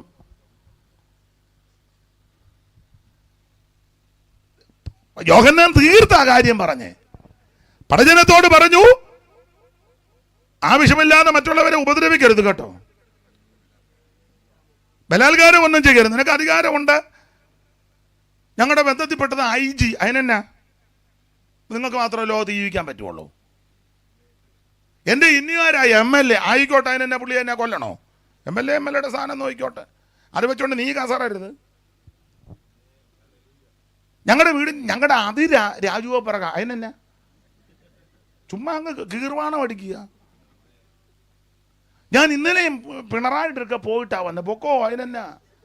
അത് വെച്ച് നീ വേണം ആള് കളിക്കരുത്. നരേന്ദ്രമോദി ഞാനും വളരെ അടുപ്പം, ആയിക്കോട്ടെ, മനുഷ്യനെ ഉപദ്രവിക്കരുത്. VD സതീശൻ എൻ്റെ അടുത്ത ആളാ, ആയിക്കോട്ടെന്നേ. അത് വെച്ച് നീ കോഴ്സ് ഇറക്കരുത്. ഇപ്പൊ എല്ലാ പാർട്ടിയുടെയും പറഞ്ഞില്ലേ, അത് മതി. ഇങ്ങനെയല്ലേ യോഹന്നാൻ പറഞ്ഞ സദൂക്യനോടും പരീക്ഷനോടും ചൂങ്കക്കാരനോടും സകല എണ്ണത്തിന്. വല്ല മനസ്സിലാകുന്നുണ്ടോ? ദൈവത്തിന് മഹത്വം. ദൈവം അയച്ചിട്ട് വന്നതാ. കാര്യങ്ങൾ ഈ ന്യായവിസ്താരത്തിൽ മോഹം നോക്കരുത്. ചെറിയവന്റെ കാര്യവും വലിയവന്റെ കാര്യവും ഒരുപോലെ നടത്തി കൊടുക്കണം. പക്ഷം പിടിച്ച് പറയരുത്. നിഷ്പക്ഷമായിരിക്കണം. കണ്ണടച്ചിരുട്ടാക്കരുത്. പൂച്ച പാല് കുടിക്കുമ്പോൾ പൂച്ച ഓർക്കുന്ന ആരും കാണുന്നില്ലെന്ന് അങ്ങ് നക്കി കുടിക്കുക.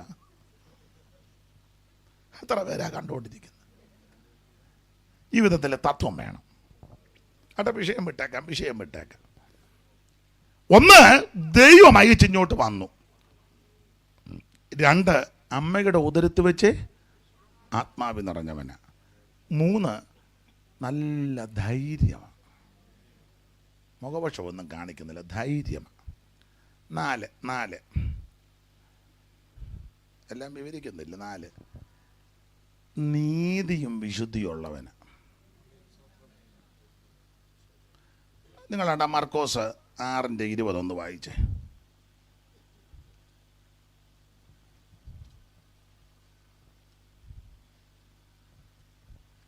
യോഹന്നാൻ നീതിയും വിശുദ്ധിയുമുള്ള പുരുഷനെന്ന് യോഹന്നാൻ നീതിയും വിശുദ്ധിയുമുള്ള പുരുഷനെന്ന് ഹേരോദ പറഞ്ഞ് അവനെ ഭയപ്പെടുകയും അവനെ കാത്തുകൊള്ളുകയും ചെയ്തു.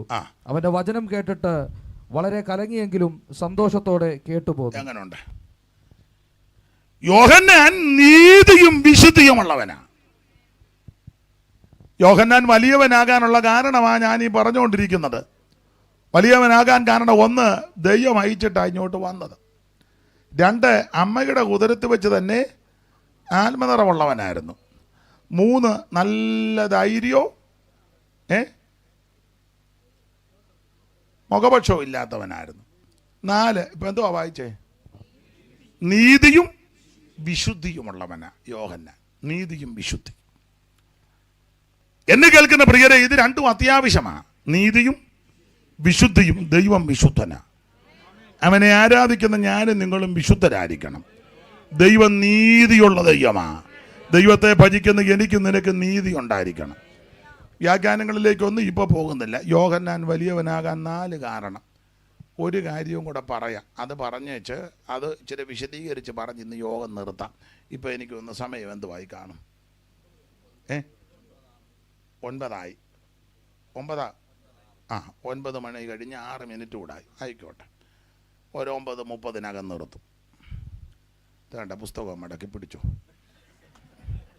ഇല്ലേ, നിങ്ങൾ പറയും പുള്ളി അതിനകത്തെല്ലാം എഴുതി വെച്ചോണ്ട് നിന്ന് കീച്ച് കാണുന്നു. വേണ്ട, അതെല്ലാം അങ്ങ് കൊടുത്തു. ഇടപാട് തീർത്തു. നിങ്ങൾ ഈ മഴയും പിടിച്ച് ഇങ്ങേര് നിർത്തുകയില്ല. എഴുന്നേറ്റ് പോകാനും കാരണം വെളിവും ബോധമുള്ളവനല്ല. വല്ലതും വിളിച്ച് പറഞ്ഞാൽ നാണക്കേടാ.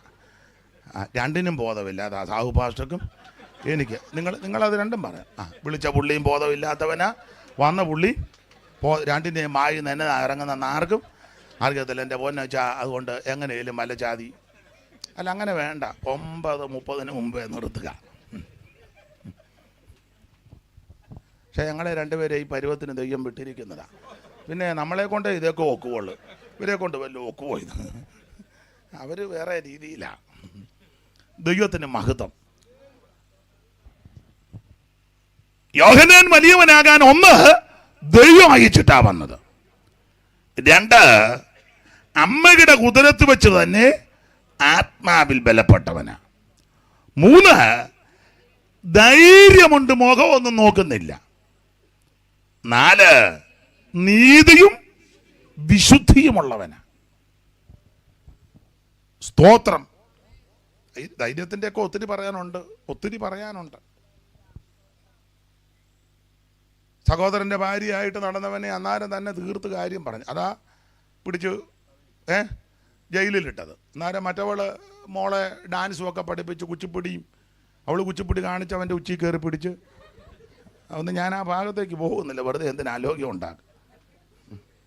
പിള്ളേരെയൊക്കെ കുച്ചിപ്പിടിക്കൊക്കെ വിടുമ്പോൾ ഓർത്താണ് സൂക്ഷത്തിൻ്റെ ഉച്ചിയിൽ അവൾ വന്ന് പിടിക്കും. അല്ലെ അവൾ കുച്ചിപ്പിടി കാണിച്ച് ഏറുതല്ലേ ഒരുത്തൻ്റെ ഉച്ചിയിൽ.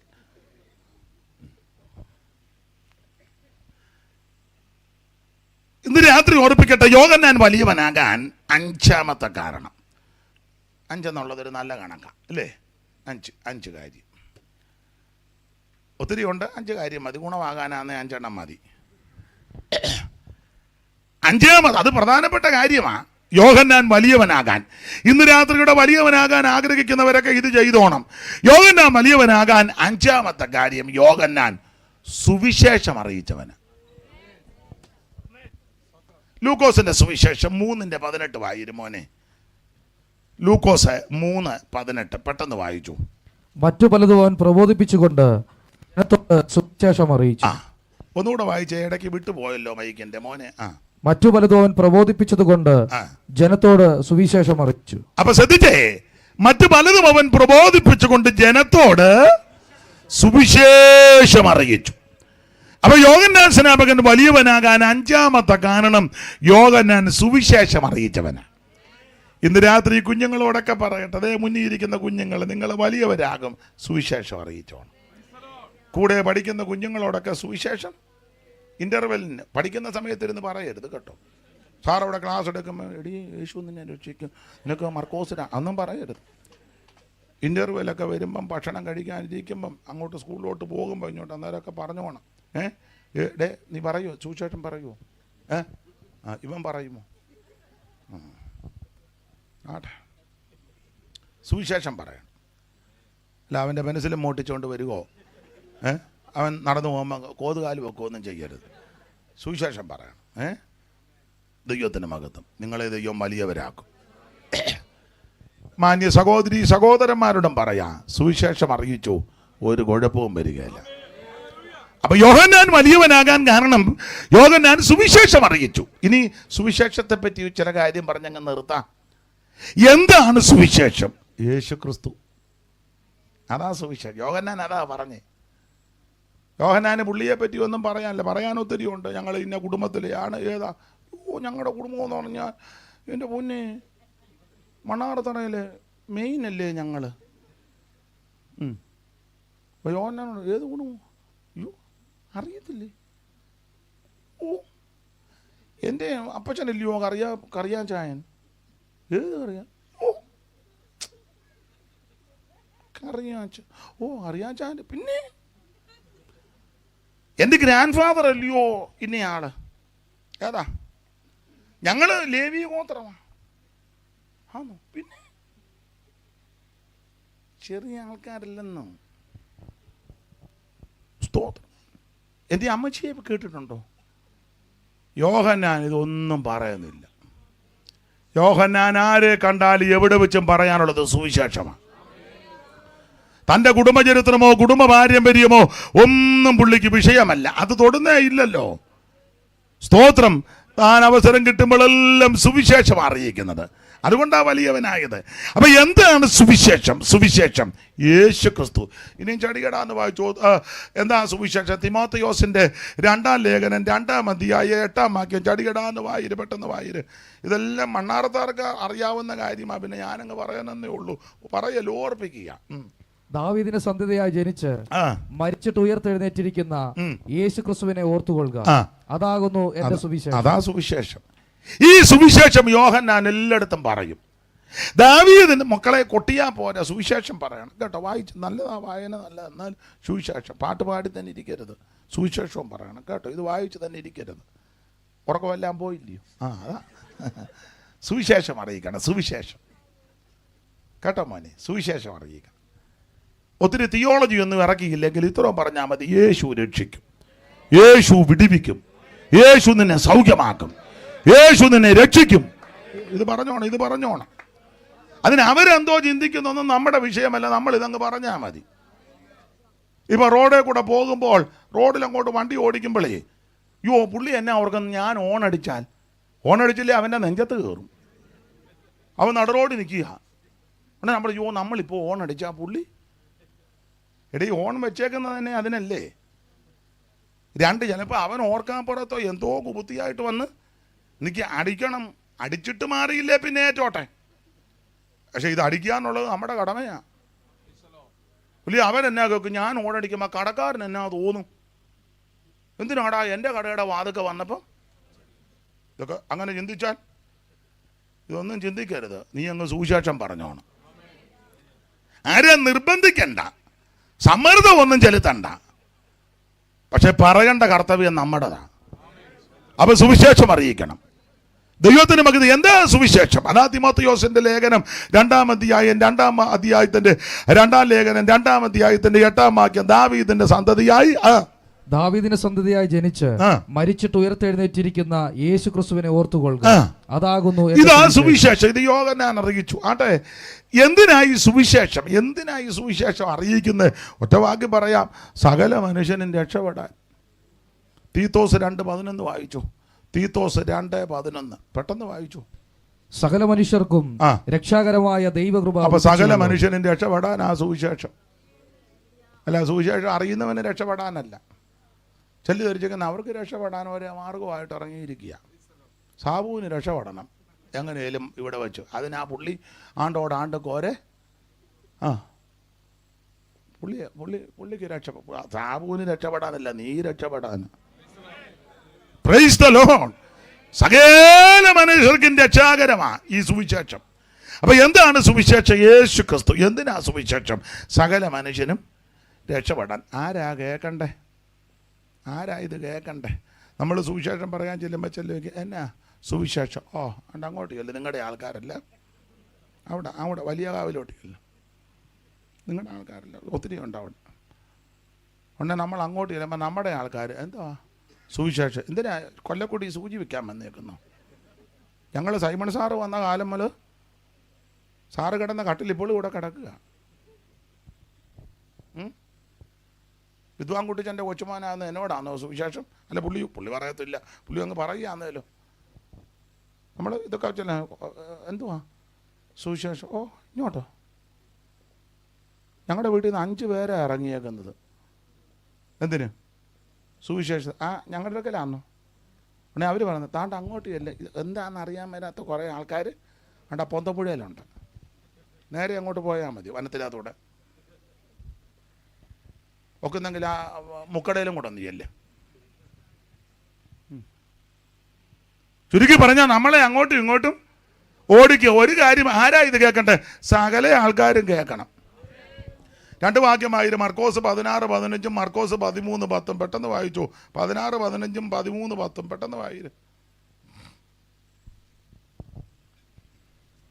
അവൻ അവരോട്, നിങ്ങൾ ഭൂലോകത്തിലൊക്കെയും പോയി സകല സൃഷ്ടിയോടും സുവിശേഷം പ്രസംഗിക്കണം. സകല സൃഷ്ടിയോടും ഇത് പറയണം. സുവിശേഷം. വേറെ കാര്യമൊന്നും പറയണ്ട, ഇതങ്ങ് പറയണം. ഇനി 13:10 കൂടെ വായിച്ചോ മോനെ. 13:10. എന്നാൽ സുവിശേഷം മുമ്പേ സകല ജാതികളോടും പ്രസംഗിക്കണം. സകല ജാതികളോടും പറ. അപ്പൊ സകല സൃഷ്ടിയോടും പറയണം. സകല സൃഷ്ടികളോട് എന്തിനാ പറയുന്നത് ചോദിച്ചാൽ അതിന് വേറൊരു ബിബിളിക്കലായിട്ടുണ്ട്. സകല സൃഷ്ടികൾ ഇപ്പം ഞരങ്ങിക്കൊണ്ടിരിക്കുക. എന്തിനാ? ഇതിനൊരു വീണ്ടെടുപ്പുണ്ട്. അപ്പം അത് കേൾക്കട്ടെ. സകല ജാതികളും ഇത് കേൾക്കണം. എല്ലാവരും കേൾക്കാൻ കൊള്ളാവുന്നതാ സുവിശേഷം. ഇത് ഹിന്ദുക്കളും കേൾക്കണം, ക്രിസ്ത്യാനികളും കേൾക്കണം, മുസ്ലിം സഹോദരങ്ങളും കേൾക്കണം, ബുദ്ധനും കേൾക്കണം, ജൈനനും കേൾക്കണം, പാഴ്സിയും കേൾക്കണം. എല്ലാവരും കേൾക്കണം ഇത്. അതിനാ എല്ലാവരും കേൾക്കാൻ വേണ്ടിയായത്. ഈ സുവിശേഷം യോഹന്നാൻ സ്നാപകൻ അറിയിച്ചു. അതുകൊണ്ടാണ് വലിയവനായ. 1-2 കാര്യം കൊണ്ട് പറയും. എന്താണ് സുവിശേഷം? യേശു ക്രിസ്തു. എന്തിനാ സുവിശേഷം? സകല മനുഷ്യനും രക്ഷപ്പെടാൻ. ആരാ കേൾക്കണ്ടേ? എല്ലാവരും കേൾക്കണം. എല്ലാവരും കേൾക്കണം. എങ്ങനെയാ കേൾക്കണ്ടേ? അതിനും വാക്യമുണ്ട്. എങ്ങനെ കേൾക്കണം? ഇങ്ങനെയാണോ കേൾക്കുന്നത്? അല്ല, ഇങ്ങനെയും കേൾക്കുന്നല്ലോ. അവിടെ തെസലോനിക്കർക്ക് എഴുതിയ 1-ാം ലേഖനം 1-ാം അധ്യായത്തിൻ്റെ 6-ാം വാക്യമായി എങ്ങനെയാണ് കേൾക്കേണ്ടത്? സുവിശേഷം വചനമേ ബഹുകഷ്ടം സഹിക്കേണ്ടി വന്നിട്ടും നിങ്ങൾ പരിശുദ്ധാത്മാവിന്റെ സന്തോഷത്തോടെ വചനം കൈക്കൊണ്ട്. സുവിശേഷം അങ്ങനെ വേണം കേൾക്കാൻ. ബഹുകഷ്ടം സഹിക്കേണ്ടി വന്നിട്ടും നിങ്ങൾ പരിശുദ്ധാത്മാവിന്റെ സന്തോഷത്തോടെ വേണം ഇത് കേൾക്കാൻ. അല്ലാതെ പനാമർ അടിച്ച പോലെ ഒന്നും ഇരുന്ന് ആ ഇരിപ്പൊക്കെ കണ്ടു കഴിഞ്ഞാൽ ദൈവമേ നല്ലൊരു കടുപ്പമുള്ള ചായ കൊടുത്താൽ കൊള്ളാന്ന് എനിക്കങ്ങ് തോന്നുക. ആ മുഖം കണ്ടിട്ട് വളരെ ക്ഷീണം കാണും. പരിശുദ്ധാത്മാവിന്റെ സന്തോഷത്തോടെ വേണം ഇത് കേൾക്കാൻ, കൈക്കൊള്ളാൻ. കഷ്ടങ്ങളൊക്കെ ഉണ്ട് എല്ലാവർക്കും. ആർക്കാ കഷ്ടമില്ലാത്ത? ഇവിടെ ഇരിക്കുന്ന എല്ലാവർക്കും ഒന്നല്ലെങ്കിൽ മറ്റൊരു കഷ്ടം ഉള്ളവരാ. കടഭാരമുള്ളവരുണ്ട്, വീടില്ലാത്തവരുണ്ട്, ബുദ്ധിമുട്ടുള്ളവരുണ്ട്, ഞെരുക്കമുള്ളവരുണ്ട്. അതെല്ലാം ഉണ്ടെങ്കിൽ ഒരു കാര്യം പറയാം, പരിശുദ്ധാത്മാവിന്റെ സന്തോഷത്തോട് ഇത് കൈക്കൊണ്ടുപോകണം. മനസ്സിലായ? അപ്പോൾ സുവിശേഷം ഞാൻ പെട്ടെന്ന് നിർത്താൻ, പെട്ടെന്ന് 9:30 പറയണേ. പറയുകയല്ലേ? പറഞ്ഞില്ലേ ഞാനങ്ങ് പറയും. എനിക്കിത് എത്ര പറഞ്ഞാലും മതിയും വരികയില്ല, കൊതിയും തീരുകയില്ല. അപ്പം എന്താണ് സുവിശേഷം? യേശു ക്രിസ്തു. എന്തിനാ സുവിശേഷം? സകല മനുഷ്യനും രക്ഷപ്പെടാൻ. ആരാ കേൾക്കേണ്ടത്? സകല സൃഷ്ടിയും സകല ജാതികളും. എങ്ങനെ കേൾക്കണം? ബഹുകഷ്ടം സഹിക്കേണ്ടി വന്നിട്ടും പരിശുദ്ധാത്മാവിൻ്റെ സന്തോഷത്തോട് ഇത് കേൾക്കണം. അടുത്ത 5-ാമത്തെ മെയിൻ പോയിന്റ്, എങ്ങനെയാണ് ഇത് പറയണ്ടേ? എങ്ങനെ അതിനൊക്കെ എല്ലാത്തിനും വാക്യമുണ്ടെന്ന് ചുമ്മാ പറഞ്ഞാലൊന്നും ഒക്കത്തില്ല. വായിച്ചേ, തെസലോനിക്കർക്ക് എഴുതിയ 1-ാം ലേഖനം തന്നെ 1-ാം അധ്യായത്തിന്റെ 5-ാം വാക്യം വായിര്. ഞങ്ങളുടെ സുവിശേഷം വചനമായി മാത്രമല്ല. ഞങ്ങളുടെ സുവിശേഷം വചനമായി മാത്രം. കുറെ വാക്യം മാത്രം നിന്നുകൊണ്ട് അങ്ങ് പറഞ്ഞാൽ പോരാ. അങ്ങനെ പറയുന്നവരുമുണ്ട്. മത്തായി 4:3 വായിക്കാനല്ലേ? 4:3, 7:2, 5:6, വെളിപ്പാട് 3:14, 8:3,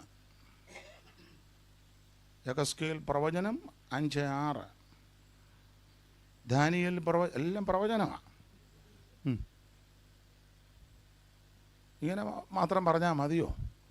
ഓ അല്ല, പിന്നെ അങ്ങനെ പറഞ്ഞിട്ട് അടുത്ത വാക്യം വായിര്. ശക്തിയോടും പരിശുദ്ധാത്മാവോടും ബഹുനിശ്ചയത്തോടും കൂടെ ആയിരുന്നു. ഇങ്ങനെയാ പറയേണ്ടത്. ശക്തിയോടും പരിശുദ്ധാത്മാവോടും ബഹുനിശ്ചയം. സുവിശേഷം പറയാൻ പോകുന്നവർക്ക് പറയുന്ന വിഷയത്തെ പറ്റി നിശ്ചയം ഉണ്ടായിരിക്കണം. പരിശോധന കടന്ന് തപ്പരുത്. മനസ്സിലായോ? ഓർമ്മയില്ലാത്തവരൊന്ന് നോട്ട് ചെയ്ത് വെക്കുന്നത് നല്ലതാ. അത് സഭയിലാന്നേലും വീട്ടിലാന്നേലും എവിടെ ആന്നേലും എല്ലാവർക്കും ഒരുപോലെ ഓർമ്മ നിൽക്കത്തില്ലല്ലോ. അപ്പോൾ ഒന്ന് കുറിച്ച് വെക്കുന്നത് നല്ലതാ. അപ്പോൾ ചില വിശ്വാസം, ഞങ്ങളുടെ മാസ്റ്റർ കുറിപ്പ് വെച്ചാൽ അതൊക്കെ വിവരം ഉള്ളത് കൊണ്ടാണ് ഇല്ലേ? അതൊക്കെ ബോധവും വിവരവും ഉണ്ട്. നിങ്ങളുടെ മാസ്റ്റർ വിവരമുള്ളവനാ. അല്ല ചുമ്മാ അങ്ങ് കാട് കയറി പോവാന്നോ? അയാളത് നോട്ട് ചെയ്ത് വെക്കുക. അപ്പം ആ നോട്ട് ചെയ്യുമ്പോൾ ഓർത്തോണം ഇത് പുള്ളി പഠിച്ചതാ, ധ്യാനിച്ചതാ, അതിന് സമയം കണ്ടെത്തി. മറ്റേ പുള്ളി ഇതൊന്നുമില്ല, രാവിലെ പൊത്തം എടുത്ത് വെച്ചോണ്ട് ഇഞ്ഞ് പോരുക, അവിടെ പാട്ട് പാടുകയാണ്, അന്നേരം കണ്ടത് തപ്പുക, അവിടെ പാട്ട് പാടും ഉണ്ടോ? അങ്ങനെ തപ്പി എടുത്തിന് എഴുന്നേറ്റ് പറഞ്ഞ് 152-ാം സങ്കീർത്തനം ഇന്ന് വായിക്കാമെന്ന്. അപ്പോൾ എല്ലാവരും പുസ്തകം തുറക്കാം. 152 ഇരുന്നതും അതൊക്കെ തന്നെ. അപ്പോൾ ഒരാൾ പറഞ്ഞ് 150 ഉള്ളൂ. നേരെ 150 ഉള്ളെന്ന്. എങ്ങനെയുണ്ട്? വെള്ളിയാഴ്ച ഒന്നും ഇല്ലാത്ത ഒത്തിരി ആൾക്കാരുണ്ട്. ഞങ്ങളുടെ സുവിശേഷം കുറെ വാക്യങ്ങൾ ഉരുവിട്ട് പറയാനതല്ല, വാക്യം നല്ലതാ, പക്ഷെ ശക്തിയോടും പരിശുദ്ധാത്മാവോടും ബഹുനിശ്ചയം. ശക്തി വേണം. ചിലര് പറയാൻ കേട്ടാ ഒരു ശക്തിയിലുള്ളവന്റെ ശക്തിയും കൂടെ നമ്മളും അങ്ങ് സങ്കടപ്പെടുക. അങ്ങനെയുള്ള പ്രസംഗത്തിന് നാട്ടുകാരിട്ടിരിക്കുന്ന ഒരു പേരുണ്ട്. ഓ എങ്ങനെ ഉണ്ടായിരുന്നു? കുഴപ്പമില്ല, വാക്യങ്ങളൊക്കെ നല്ലതായിരുന്നു, എന്നാലും ഉണക്കപ്രസംഗമായിരുന്നു. ഒത്തിരി ഉണക്ക ഇറങ്ങിയിട്ടുണ്ട്. എന്താ? ഉണക്ക. ഇവിടെ പൗലോസ് പറയുകയാ, ഞങ്ങളുടെ സുവിശേഷം കുറെ വാക്യം മാത്രമല്ല, ശക്തിയോടും പരിശുദ്ധാത്മാവോടും ബഹുനിശ്ചയത്തോടും നിശ്ചയത്തോടാ. ഇങ്ങനെ സുവിശേഷം അറിയിക്കണ്ടേ. ഈ ഒന്നാമത്തെ കാര്യം, ഈ കേൾക്കുന്നവർക്ക് എല്ലാവർക്കും വിശ്വാസമില്ലെങ്കിലും കേൾക്കുന്നവർ ചിന്തിക്കണം, എടാ പുള്ളിക്ക് നല്ല വിശ്വാസമാണ് കേട്ടോ, നമ്മുടെ പ്രസംഗം കേൾക്കുമ്പോൾ അങ്ങനെ ചിന്തിക്കണം. നമ്മൾ പറയാം യേശു സൗഖ്യമാക്കും,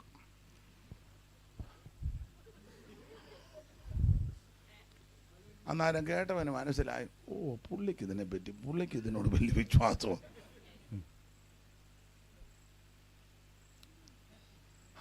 ദൈവം പുലർത്തും.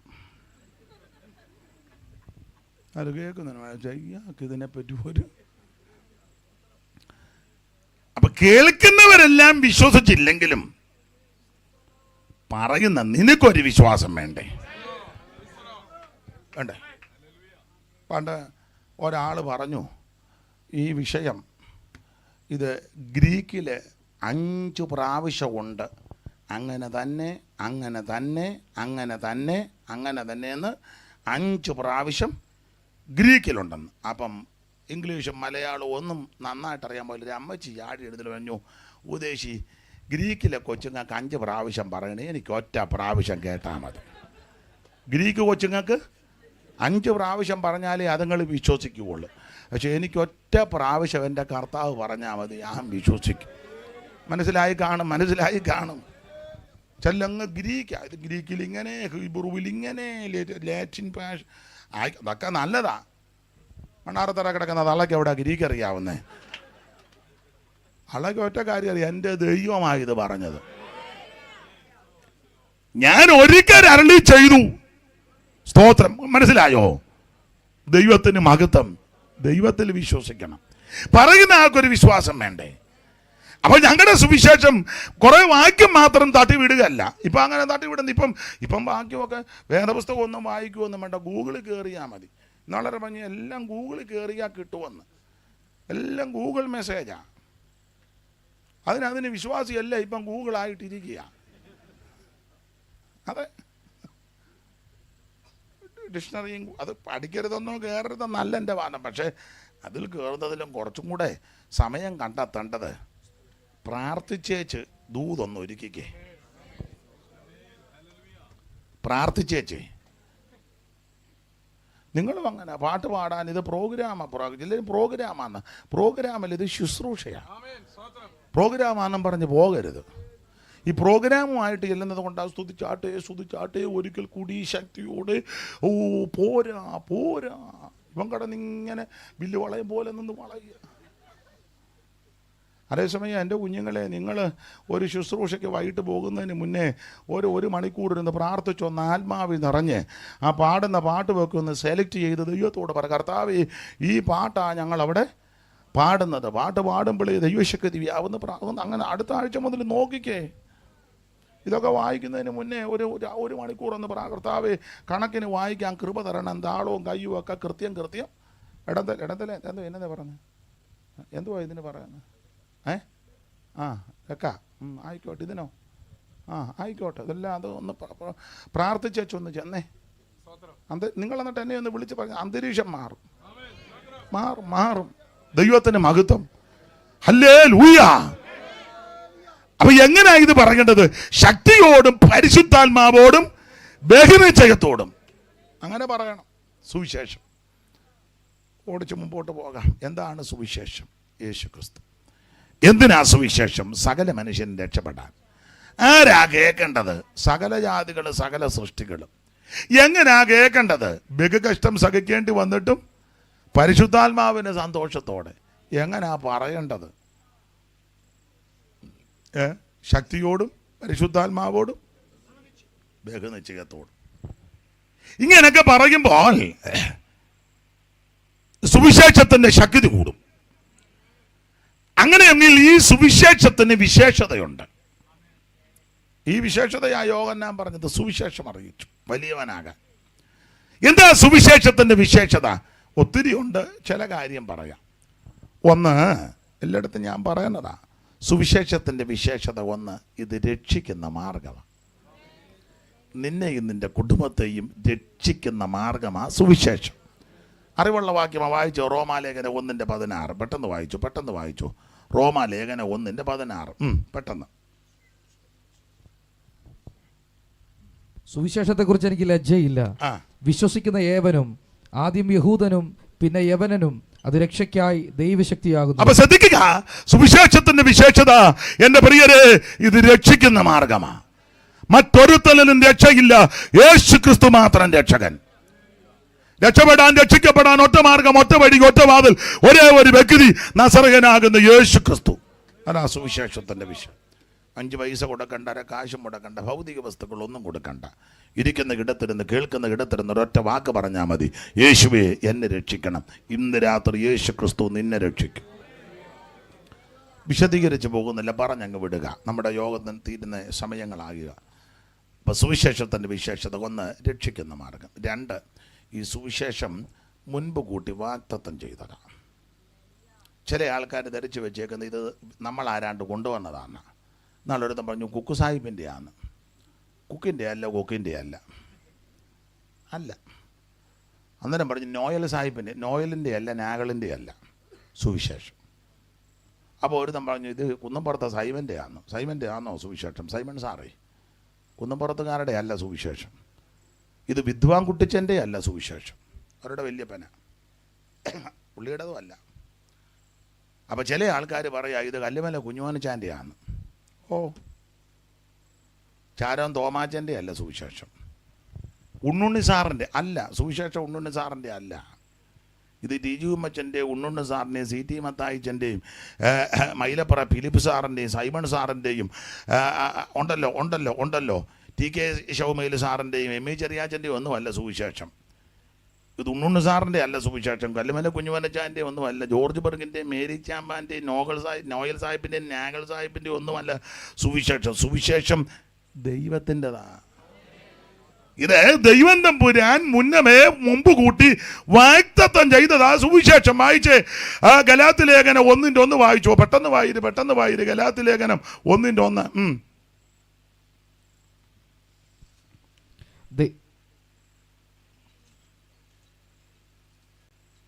മനുഷ്യരിൽ നിന്നല്ല, മനുഷ്യനാലുമല്ല, യേശുക്രിസ്തുവിനാലും അവനെ മരിച്ചവരുടെ ഇടയിൽ നിന്ന് ഉയർപ്പിച്ച പിതാവായ ദൈവത്താലും അത്ര. ദൈവത്താല. ഇനി റോമാലേഖനം 1:1 ചേർത്ത് വായിച്ചോ. പെട്ടെന്ന് വായിച്ചോ, സമയം പോകുന്നു. പെട്ടെന്ന് വായിര്.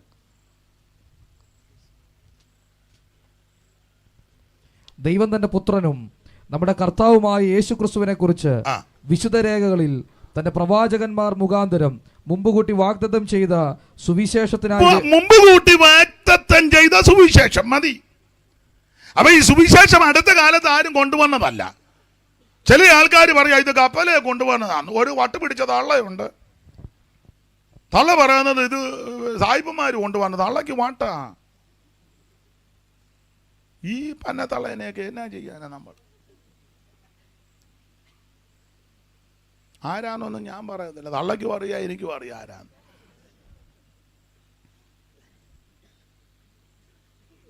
നമുക്ക് അടുത്ത വർഷം യോഗം നടത്തേണ്ടതാ. ചുമ്മാ മനസ്സിലായോ?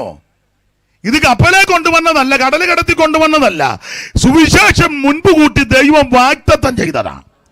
എന്താ സുവിശേഷം? യേശുക്രിസ്തു എന്ന് പറഞ്ഞാൽ യേശുക്രിസ്തു ജനിക്കുന്നതിന് എത്രയോ കൊല്ലം മുമ്പ് ദൈവം ഇതെല്ലാം ക്രമപ്പെടുത്തി വെച്ചിരിക്കുക. ഉൽപ്പത്തി പുസ്തകത്തിൽ അരുളപ്പാട് അറിയിച്ചല്ലോ, യേശു ജനിക്കുന്നതിന് 1000 വർഷം മുമ്പ് എഴുതിയ സ്ത്രീയുടെ സന്തതിയുടെ വരുമെന്ന്. ആ സന്തതിയുടെ വരാതിരിക്കാൻ പിശാച് എന്തെല്ലാം തന്ത്രം ഒപ്പിച്ചൊന്നും ഞാൻ വിവരിക്കുന്നില്ല.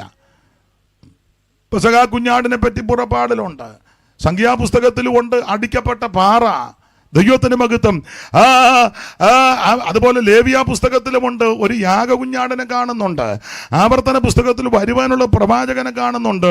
യോശുവയുടെ പുസ്തകത്തിൽ സ്തോത്രം യെരിഹോവിന് സമീപത്ത് നിൽക്കുമ്പോൾ ഒരു ദൂതൻ വന്ന് പ്രത്യക്ഷപ്പെടുന്നതൊക്കെ കാണുന്നുണ്ട്. അറിയാമല്ലോ. അങ്ങനെ ഓരോ പുസ്തകമെടുത്ത് മുമ്പ് കൂട്ടി വാഗ്ദത്തം ചെയ്തതാ. ആ വാഗ്ദത്തം എങ്ങനെയൊക്കെ അതെല്ലാം യേശുവിൻ്റെ തിരുപ്പിറവിയോടുള്ള ബന്ധത്തിൽ എവിടെ ജനിക്കും? മീക 5:2 ബേത്ലഹേമിൽ ജനിക്കും, എഫ്രാത്തിലെ. മുമ്പ് കൂട്ടി വാഗ്ദത്തം അല്ല, ചുമ്മാ വന്ന് ജനിച്ചതൊന്നുമല്ല.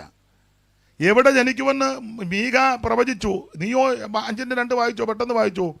മീക 5:2 അറിവുള്ള വാക്യമാ.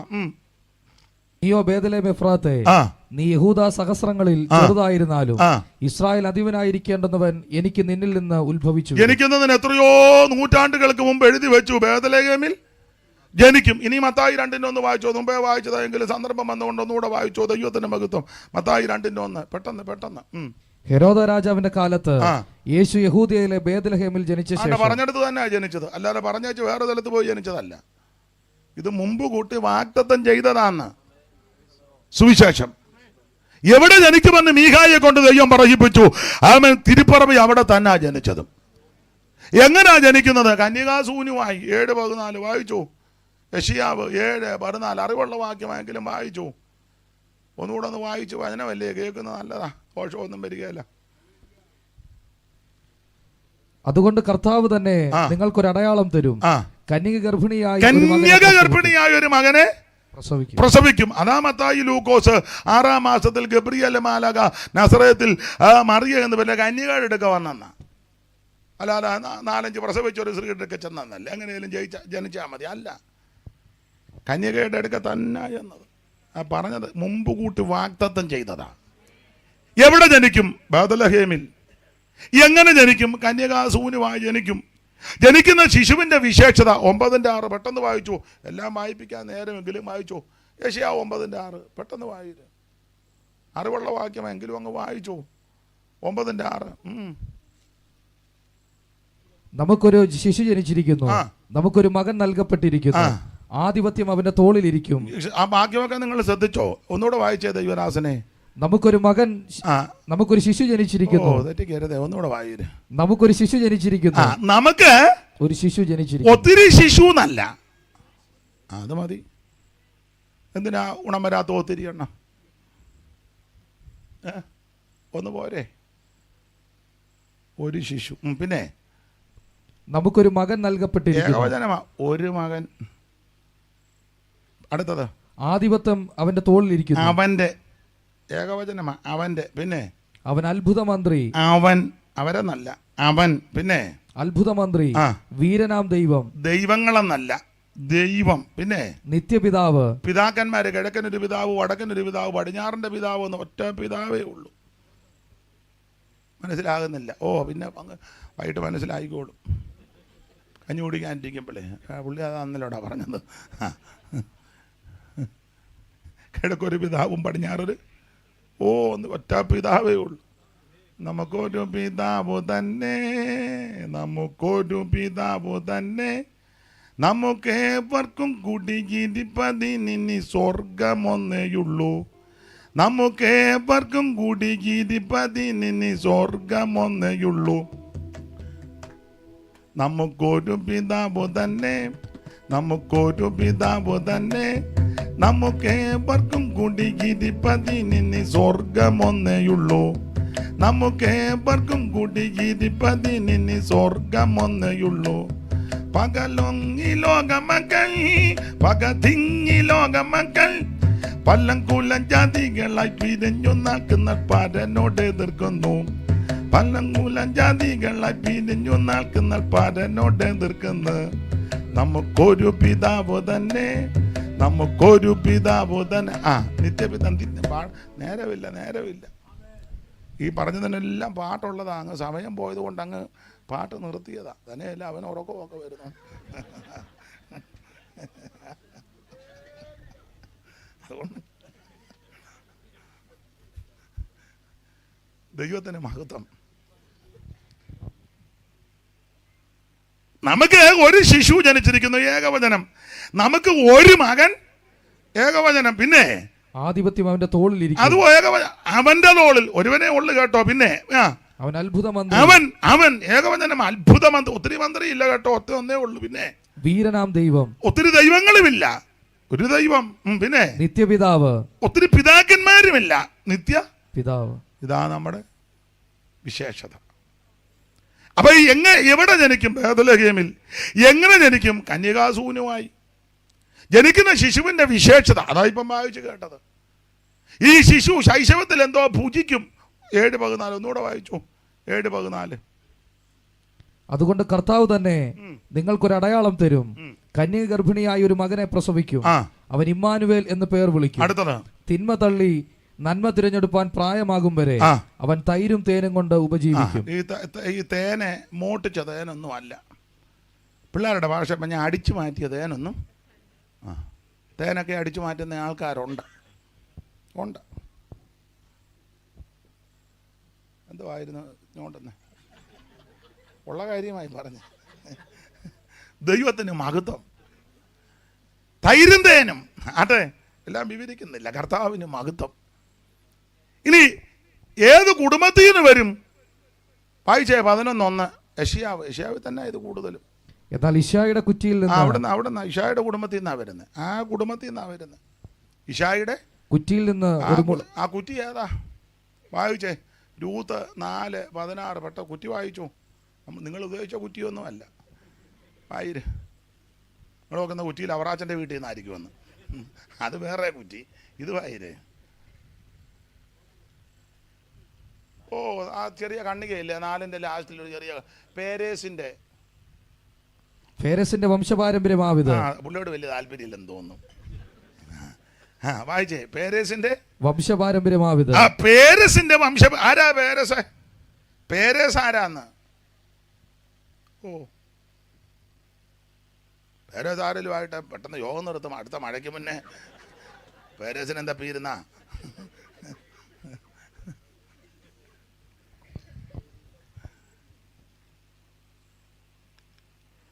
യഹൂദയ്ക്ക് താമാറിൽ മരുമകളിൽ ജനിച്ച കുട്ടിയാ പേരേസ്. മനസ്സിലായോ?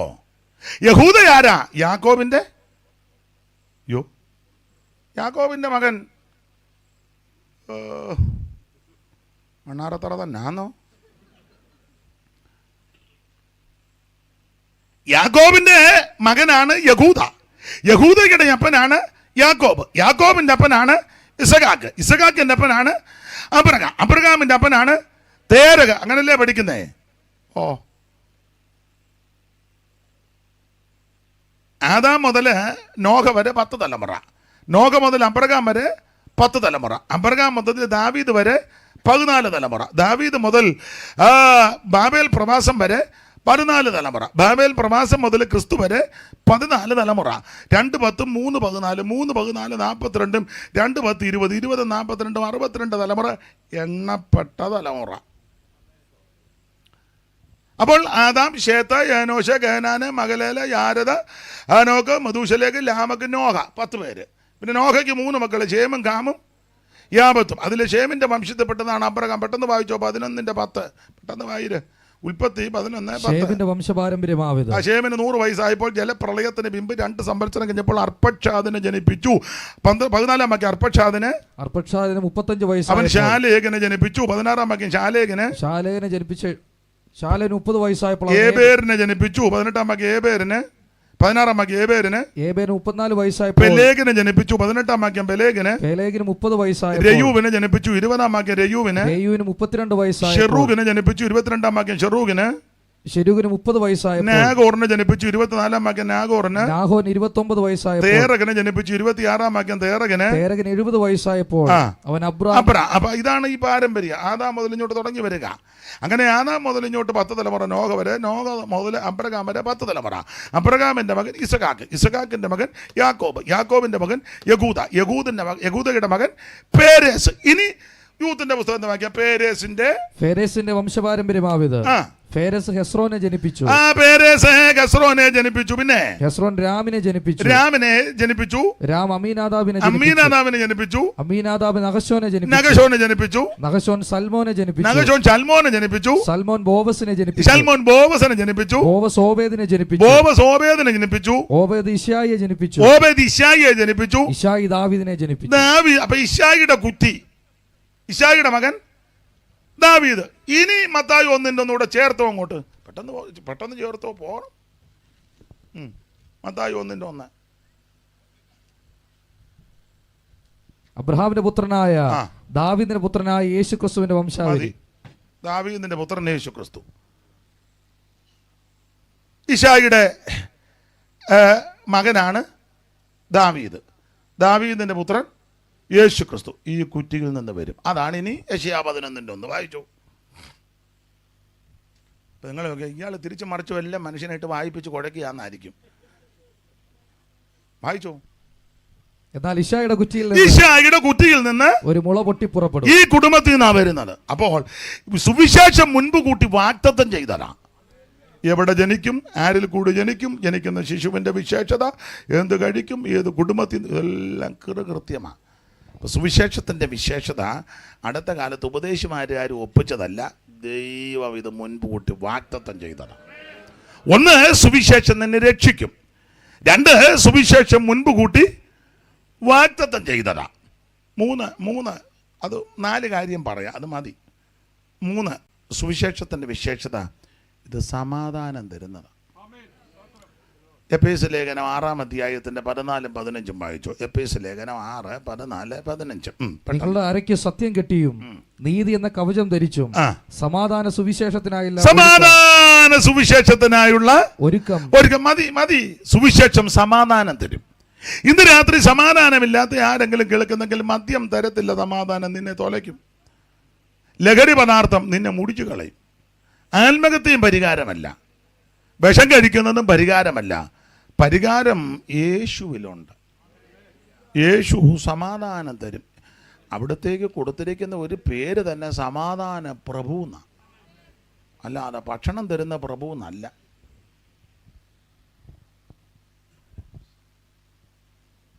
ഭക്ഷണം തരുന്ന നിങ്ങൾക്കൊന്നും അറിയാൻ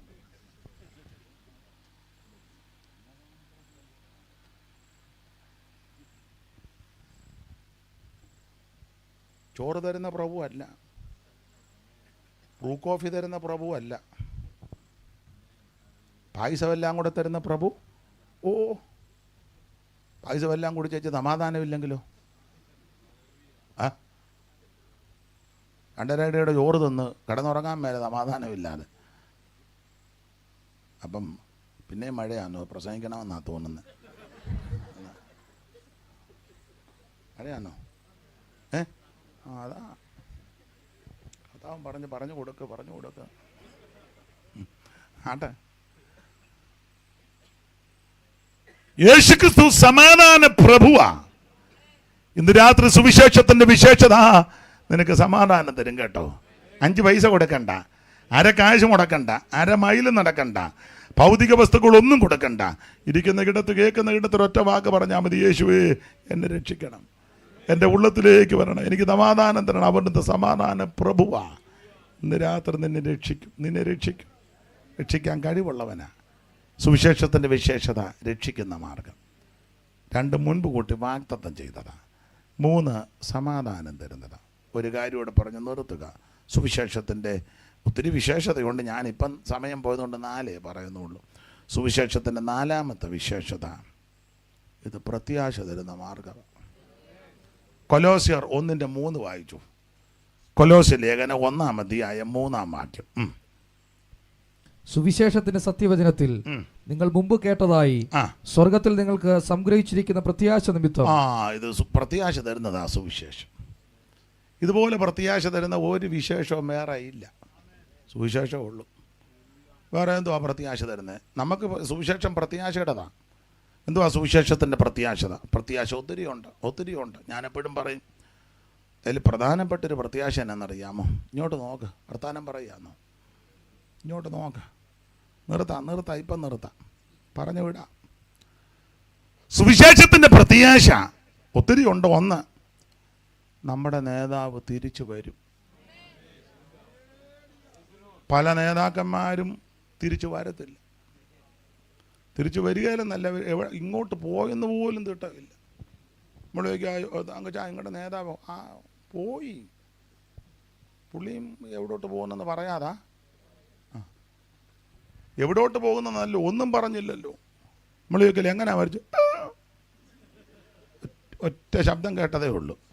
കൂടെ നിന്നതെല്ലാം ഇങ്ങനെ ഇമ വെട്ടിക്കാൻ നോക്കുന്ന. എന്നാൽ ഒരാൾ പറഞ്ഞ് കണ്ണി കൂടെ ആടാ പോയെന്ന് ജീവൻ. പിന്നെ മൂക്ക തന്നേക്കുന്ന എന്തിനാ? ഇടയിൽ പോകേണ്ട സ്ഥലത്തൂടൊക്കെ ഇത് പോകണ്ടേ?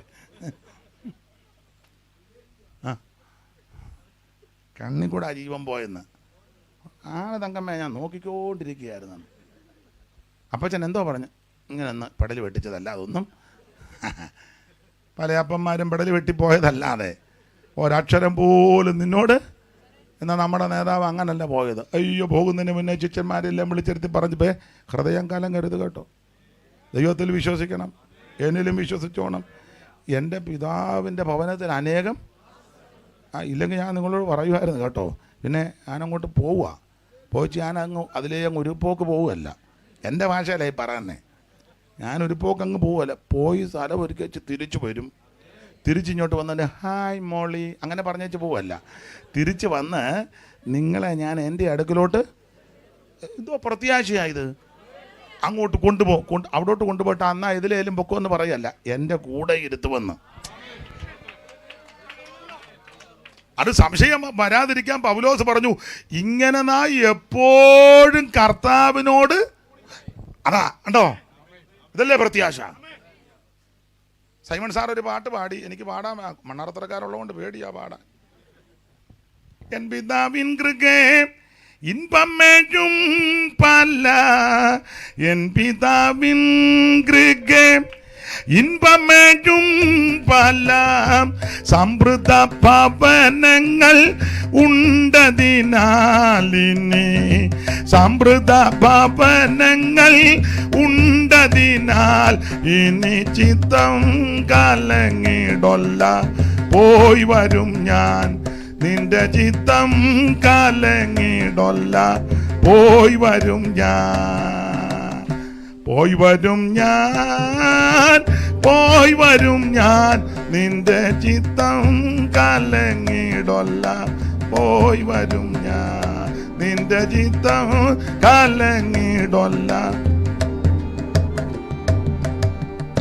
സത്യമായെന്നിലും നിത്യപിതാവിലും, സത്യമായെന്നിലും നിത്യപിതാവിലും, സത്യമായി വിശ്വസിപ്പിൻ സന്തതവും നിങ്ങൾ, സത്യമായി വിശ്വസിപ്പിൻ സന്തതവും നിങ്ങൾ, ചിത്തം കലങ്ങിടൊല്ല, പോയി വരും ഞാൻ നിന്റെ ചിത്തം കലങ്ങിടൊല്ല. പ്രത്യാശയുള്ളവർ ദൈവത്തെ മഹത്വപ്പെടുത്ത്. സുവിശേഷം പ്രത്യാശ തരുന്നതാ. നേതാവ് തിരിച്ചു വരും, നമ്മളെ കൊണ്ടുപോകും, കൂടെ ഇരുത്തും. മാത്രമാണോ, യുഗായുഗം കൂടെ വാഴും. ഇതൊക്കെ അല്ലേ പ്രത്യാശ. വേറെ ഏത് പ്രത്യാശ ഇങ്ങനെയുള്ളതാ? മാത്രമാണോ? അതുകൂടെ പറഞ്ഞു നിർത്താം, അതുകൂടെ പറയാം. എന്തുവാ? ഭർത്താവോ ഭാര്യയോ മക്കളോ ഒക്കെ കർത്താവിൽ നിദ്ര പ്രാപിച്ചവരുണ്ട്. അവർ ഒരു ദിവസം കാണും. പട്ടിയായിട്ടും പൂച്ചയായിട്ടും ഒന്നുമല്ല കാണുന്നത്. പട്ടിയോട് അച്ഛനാന്നാ തോന്നുന്നത്, അച്ഛനാന്നോടാ 4 കാലും 4 പോകുന്നത്. പോതക്കേട് ഉമ്മ വിളിച്ച് പറയരുത്. ഓടി ഓടി അച്ഛനാന്ന് തോന്നുന്നു. എന്ത് ചെയ്യാ? കൊക്കോടെ അടിയിൽ. അച്ഛൻ എന്തിനാ കൊക്കോടെ അടി വന്ന് നിൽക്കുന്നത്? എടാ ബെവരത് കോച്ചി, അച്ഛൻ വീട്ടോട്ട് കയറി വരരുതോ? അച്ഛൻ കൊക്കോടെ അടി വന്ന്, അച്ഛൻ കൊക്കോടെ അടിയിലും വരത്തില്ല, കോഴിക്കോട്ടിൻ്റെ സൈഡിലും വരികയാൻ. എടി ഓടി വാ ഓടി വാ, എന്നെ അമ്മച്ചിയാന്ന് തോന്നുന്നു. ഏതാ? ഞാൻ വാടത്തൊണ്ടലോട്ട് നോക്കിയേ. രാമൻ കാക്ക വന്നിരിക്കുന്നതിന് പൊട്ടി പറയാ അമ്മച്ചി വന്നിരിക്കുന്നത്. കുറേ നേരമായെന്ന്. പിന്നെ ഇന്നലെ ഈ സമയത്ത് അമ്മച്ചി മേടിച്ച തവിയ തന്നെ അമ്മ നോക്കുന്നത്. തള്ള തവി എറിഞ്ഞേച്ച് എന്നേ പോയതാ. എൻ്റെ പൊട്ടി തള്ള പട്ടിയായിട്ടും കാക്കയായിട്ടും ഒന്നും വരികയല്ല. നമ്മളെ വിട്ട് മൺമറഞ്ഞവരെ യേശു ഇങ്ങോട്ട് വരുമ്പോൾ കാഹളം ധ്വനിക്കും. കാഹളം ധ്വനിക്കുമ്പോൾ നമ്മെ വിട്ട് മൺമറഞ്ഞ വിശുദ്ധന്മാർ പുത്തൻ ശരീരത്തോടെ ഉയർത്തു വരും. ജീവനോട് ഇരിക്കുന്ന വിശുദ്ധന്മാർക്ക് രൂപാന്തരമുണ്ടാകും. മാനസാന്തരപ്പെട്ട യേശുവിനെ രക്ഷിതാവായി സ്വീകരിച്ച് വെള്ളത്തിൽ മുങ്ങി പിതാവിന്റെയും പുത്രന്റെയും പരിശുദ്ധാത്മാവിന്റെ നാമത്തിൽ സ്നാനപ്പെട്ട് ആത്മസ്നാനം പ്രാപിച്ചു വേർപാട് പാലിച്ച് വിശുദ്ധ ജീവിതം നയിക്കുന്ന വിശുദ്ധന്മാർ കാഹളത്തിന്റെ ശബ്ദം കേൾക്കുമ്പോൾ രൂപാന്തരപ്പെടും. 2 കൂട്ടങ്ങളോട് ഒന്നിച്ച് കർത്താവിനെ എതിരേൽപ്പാൻ വേഗങ്ങളിൽ എടുക്കപ്പെടും.